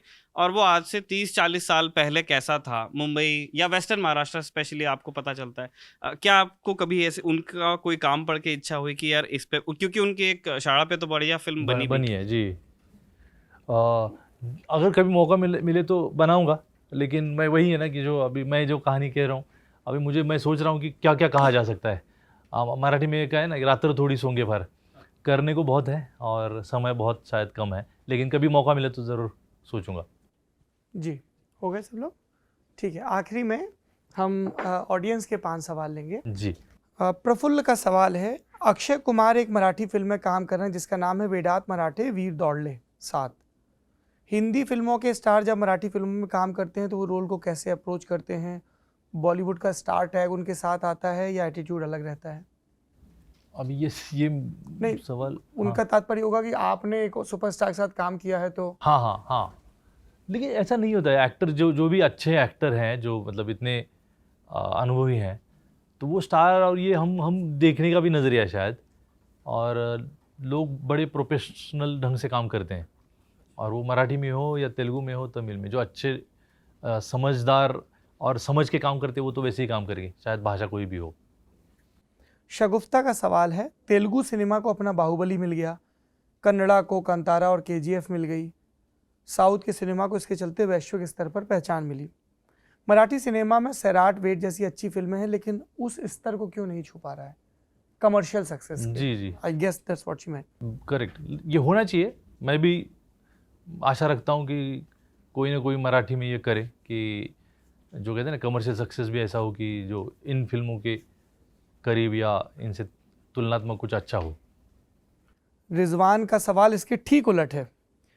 वो लिख रहे हैं, एक समय था जब 2004 में श्वास ऑस्कर के लिए भेजी गई, उसके बाद अगले 10-12 साल तक मराठी सिनेमा ने शानदार काम दिया, जैसे नटरंग, बालक पालक, फैंड्री। वो ऐसा वक्त था जब नेशनल अवार्ड्स में मराठी फिल्में छाई रहती थी, लेकिन अब मराठी सिनेमा कमर्शियल हो गया है। एक समय अच्छे सिनेमा के नाम लेने पर मराठी दिमाग में आता था, अब ये जगह मलयालम सिनेमा ने ले ली है। नहीं, मैं यही कह रहा हूँ, इस साल बेस्ट डायरेक्टर हमारे मराठी डायरेक्टर को ही मिला है। निखिल महाजन जो हैं उनको बेस्ट डायरेक्टर मिला है, और जो बहुत बड़ा मतलब नेशनल अवार्ड है, एक्चुअली नेशनल कैटेगरी में नेशनल अवार्ड है वो, तो ऐसी बात है नहीं, और आते ही रहते हैं नेशनल अवार्ड बीच बीच में, लेकिन और अच्छी फिल्में भी लगातार आ रही हैं। और अभी वो आत्माची पैम्फलेट आई है, वो भी आई, वो बहुत बेहतरीन फिल्म है, वो जो बर्लिन में थी जी। तो मतलब आ रही हैं, लेकिन मराठी होने के नाते उनकी अपेक्षा ज़्यादा है, जो हो सकता है और भी अच्छा हो सकता है। कश्यप का सवाल है, हॉलीवुड की तर्ज पर आजकल इंडिया में फ्रेंचाइजी सिनेमा पॉपुलर हो गया है, कॉप यूनिवर्स, स्पाई यूनिवर्स, आप इस बारे में क्या सोचते हैं? अच्छा, मराठी में कुछ हो तो अच्छी बात है, लेकिन पता नहीं ऐसा स्पेस मराठी में बन पाएगा कि नहीं। दीपांशु ने पूछा है कि क्या कॉफ़ी विद करण में आपको बुलाया जाएगा तो आप जाएंगे? ये तब की बात है, मुझे बुलाया जाएगा कि नहीं मुझे पता नहीं, मैं ऐसा कुछ इतना बड़ा काम तो करता नहीं हूँ कि मुझे बुलाया जाए। शोभा ही बढ़ेगी उस शो की अगर आपके जैसे कमाल फिल्म मेकर जाएंगे। मोहित का सवाल है, क्या ऐसी कोई फिल्म है जिसका आप रीमेक बनाना चाहते हैं? रीमेक कल्चर पे आप क्या सोचते हैं? ऐसा सोचा नहीं कभी कि किसका रीमेक बनाना चाहिए, लेकिन कोई लगा कि एक बात फिर से कहनी चाहिए, ज़रूरी है, तो कहूँगा और रीमेक बनाऊँगा। शार्दुल का सवाल है, ये आखिरी सवाल है, नागराज मंजुले की 5 पसंदीदा फिल्में या शोज़ किसी भी भाषा के हो सकते हैं, किसी भी देश के हो सकते हैं? शोज में एक है मेरा जस्ट फॉर लाफ नाम का एक शो है, prank show. Just for laugh. हाँ, जस्ट फॉर लाफ। वो मुझे बहुत अच्छा लगता है। वो लगभग मैं 15 से 17 साल हो गए वो उसको फॉलो कर रहा हूँ, और लगभग सप्ताह में 2-4 बार तो देख ही लेता हूँ। अभी तो यूट्यूब में भी आ गया वो just for laugh. Just for laugh, वो मेरा बहुत पसंदीदा है। फिल्म नहीं, ऐसा करते हैं 5 वेब शोज कर लेते हैं, 5 फिल्में, हमारा लालच भी बढ़ गया। अच्छा, ये मुझे ये बहुत अच्छी लगी, क्या, गेम ऑफ थ्रोन, GOT। हाँ। और फिर लॉक एंड की मैंने अभी देखी हो। हालांकि मैं बहुत ज़्यादा देखता नहीं हूँ, तो मेरी जो चॉइस है वो बहुत कम, कहते हैं ना, छोटे से संकुचित दायरे में होगी। लॉक एंड की मुझे अच्छी लगी। फिर अभी क्या देखा मैं, वेब सीरीज़ तो बहुत, मैंने बीच में ये देखी वीरप्पन के ऊपर जो अभी डॉक्यूमेंट्री बनी जी, है, नेटफ्लिक्स वो पे। अच्छी। हाँ, और बाकी तो मुझे जो यूनिवर्स के बारे में है ना, वो सारी चीज़ें अच्छी लगती है। कुछ उसके नाम भूल गए मैं, जो डॉक्यूमेंट्रीज आती हैं अलग अलग, वो मैं समझने की, जो बचपन में समझ नहीं पाया था, तो अब समझने की कोशिश कर रहा हूँ वो। और फिल्में मराठी में मुझे चोरीचा मामला नाम की एक फिल्म थी, वो बहुत अच्छी लगती है। चोरीचा मामला। हाँ, चोरीचा मामला, चोरी का मामला। और दादा कोंडके जी की फिल्में अच्छी लगती थी मुझे, उनमें से कोई भी उठा लीजिए आप। और शोले अच्छी लगी है। और मुझे बाइसिकल थिप बहुत अच्छी लगी थी। और चार्ली चैपलिन की द डिक्टेटर, और किड ही है ना उसका नाम, तो क्या है उसका, वो बच्चे के ऊपर है। और एक फिल्म है मॉडर्न टाइम, चार्ली चैपलिन, ये मुझे अच्छी लगती हैं। ऐसी कोई फिल्म है जो आप बार बार देखते हो, बहुत मजे आते हैं उसको देखने में, कभी भी कहीं से भी देखना चाहिए? मैं ना बहुत, मतलब ऐसी मज़ेदार फिल्में ही देखता हूँ, अगर फिल्में देखना है तो। हाँ। और ये जो शो है ना, ये बहुत, मतलब प्रैंक शो है, तो ये बहुत मज़ेदार है और बहुत सेंसिबल है। वो उनका, मतलब मुझे पोगो पे आता था ये शो, तो ये मैं बहुत रिपीटेटिवली यही देखता हूँ, बहुत ज़्यादा देखता हूँ। मतलब मैं सोचता हूँ कि कभी भी मतलब बोर हो गया तो ये शो बहुत, मतलब मेरे लिए तो वो एक रास्ता है कि थोड़ा सा मनोरंजन अच्छा हो जाता है उससे। बिल्कुल। और कविताएं कुछ पढ़ लेता हूँ। किन कवियों को पढ़ते हैं? मैं अभी इंटरनेट पे, मुझे बहुत पसंद उदय प्रकाश जी पसंद है जी। शुक्ल, क्या नाम, विनोद कुमार शुक्ल, नरेश सक्सेना मुझे बहुत अच्छे लगते। गालिब की कविता, राहत। और मराठी में? मराठी में अरुण कोलटकर, नामदेव रसाळ। अरुण कोलटकर, नामदेव रसाळ अच्छे लगते हैं। और पूशी रेगे अच्छे लगते हैं। आपने उदय प्रकाश जी का जिक्र किया, बात को वहीं से ख़त्म करेंगे। उदय प्रकाश जी का हाल में कहानी संग्रह आया है आखिरी नींबू के नाम से। उसकी भूमिका में वो हिंदी के एक और महान साहित्यकार कुंवर नारायण का जिक्र करते हैं। कुंवर जी कहते हैं कि हमारे साथ कभी भी कुछ भी बीता है, हम भले ही उसे भूल गए हों, पर हमारी याद में कहीं वो तैरता रहता है, और वो कभी अचानक से पूरा का पूरा याद आ जाता है, कभी आधा अधूरा। और उसके लिए एक बहुत सुंदर शब्द का वो इस्तेमाल करते हैं, लिखते हैं तत्काल त्रिकाल, भूत भविष्य वर्तमान और वो सब, क्या बात, एक साथ याद आ जाएं। आपसे हमने बात की, आपने अपनी स्मृतियों को साझा किया, अपने काम के बारे में बताया। इससे हम, हमारा न्यूज़ रूम और हमारे दर्शक सिनेमा के स्तर पर, भाषा के स्तर पर और सबसे ज़रूरी संवेदना के स्तर पर समृद्ध हुए। बहुत बहुत शुक्रिया। थैंक यू मुझे बुलाने के लिए और मुझसे बात करने के लिए। Thank you so much. Thank you. Guest in the news room का ये सिलसिला यहीं तक। यदि आप guest in the news room कार्यक्रम के मुरीद हैं और इस न्यूज़ रूम में आकर इसे देखना चाहते हैं तो हमें लिखिए, हमें बताइए। आप किसी संस्था से जुड़े हो सकते हैं, किसी स्कूल कॉलेज से जुड़े हो सकते हैं, या व्यक्ति के तौर पर आप शामिल हो सकते हैं। हमारी टीम आपकी ईमेल्स को एंगेज करेगी। अपने बारे में बताइए, अपने काम के बारे में बताइए। हमारा पता है GITN, जो कि शॉर्ट फॉर्म है guest in the news room का, GITN@lallantop.com। संवाद का सिलसिला चलता रहेगा। बहुत बहुत शुक्रिया।